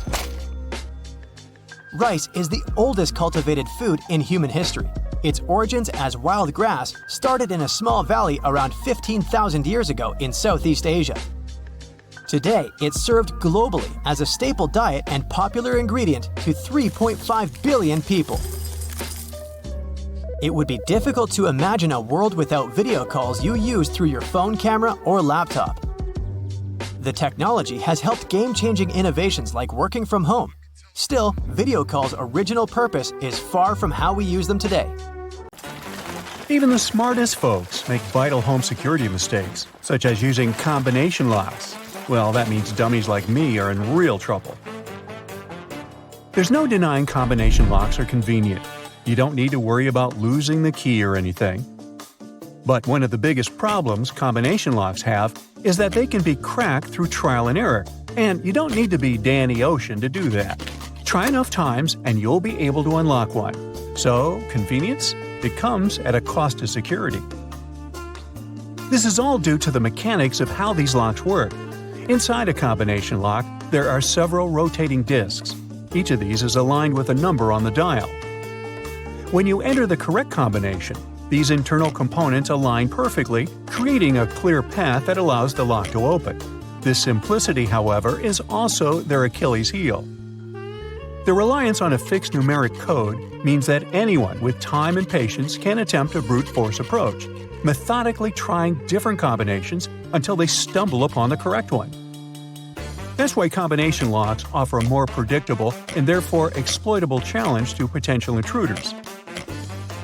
Moreover, there are other practical limitations, Some combination locks may not be as resistant to extreme weather conditions, such as rain, snow, or freezing temperatures, which can affect their performance and reliability. Additionally, entering a combination can be slower than using a key, potentially inconvenient or problematic in emergencies or situations where quick access is required. With that, I am by no means suggesting that you can put your trust in other types of locks. All come with their own weaknesses. Now let's take key locks next. At first glance, with their unique physical keys and intricate internal mechanisms, they appear to offer a higher degree of security. Sure, their complex design with pins that must align perfectly with the key's cuts seems to provide a sturdy safeguard against intruders. But the truth is, keyed locks can be vulnerable to various bypass methods, including lockpicking, a skill that determined intruders can easily master. Additionally, they make way for mistakes within a mistake. Talk about security inception. The common practice of hiding spare keys around the home, like under the doormat or stones, significantly weakens the security keyed locks offer. There's also the risk of keys being duplicated without the owner's knowledge. And even if you are careful not to leave your key anywhere or give it to anyone, there's also the possibility that an intruder might try to break the lock. If the thief has strong muscles and knows you will not be home for a while, then kiss your valuable belongings goodbye. Now, how about key safe locks? You know, the ones that people use for rental apartments? These devices are typically mounted to a wall or other secure surface and can be accessed only by entering a correct code. They provide a secure place to store your keys, eliminating the risky game of hide-and-seek with your spare keys under flower pots. Sounds like a solid plan, right?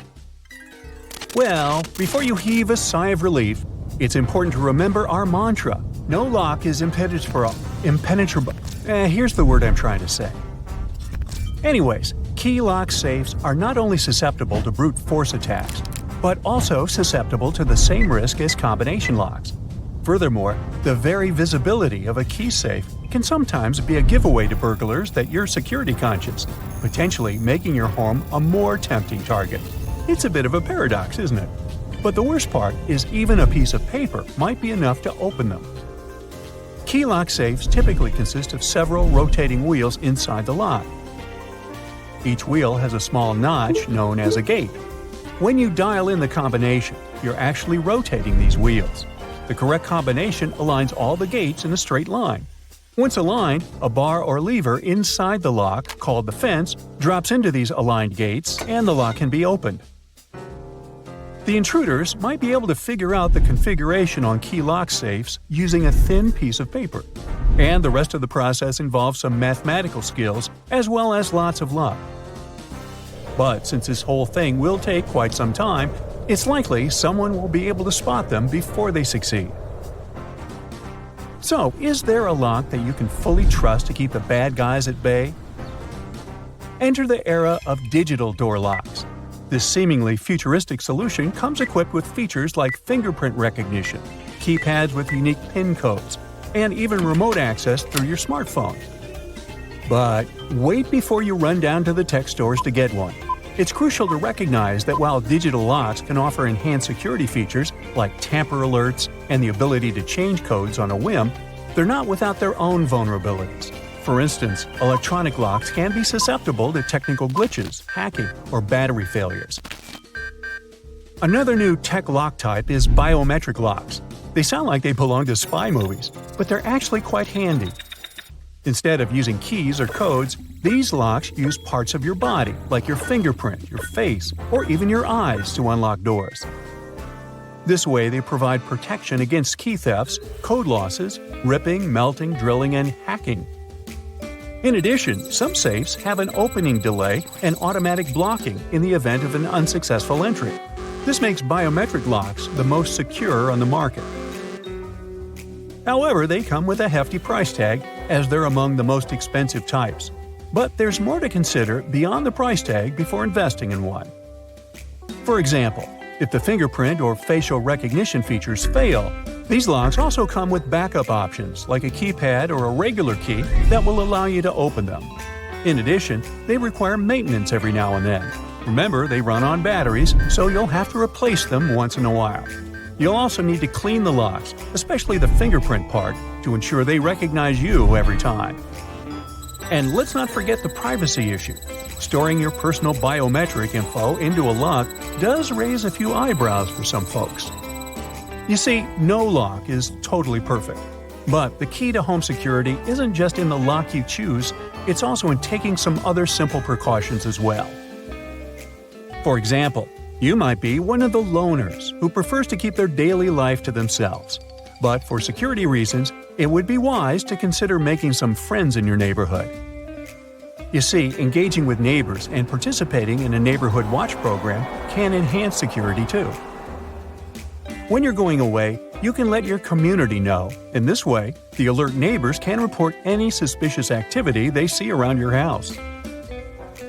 Valuables that are easily seen through windows or left unguarded in the yard can attract unwanted attention.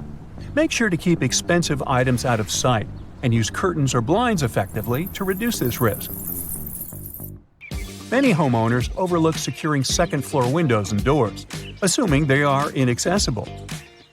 However, burglars can find creative ways to reach these points. Leave no ladder or any other equipment that will allow the thief to climb your house and secure every floor. Failing to update or maintain your home security system can leave it vulnerable to tampering or disablement. Make sure to get regular maintenance and updates to ensure it functions effectively. Poor outdoor lighting provides cover for burglars to approach unseen. Try solutions such as installing motion sensor lights and ensuring the exterior of your house is well lit to deter potential intruders. You also need to consider the fact that no matter how many security measures you take, there's always the possibility of a thief being able to bypass them and enter your home. That's why you should have a safe in your house. It's a secondary line of defense that's often overlooked, but in the case of a break-in, a secure safe can help you protect valuable documents, jewelry, and other irreplaceable items. And lastly, an often overlooked aspect of home security is digital.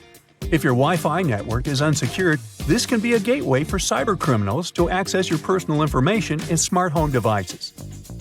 Using a strong password and considering advanced security measures can be beneficial to avoid that. Or you can just get a dog with a really loud bark. Hey, works for me.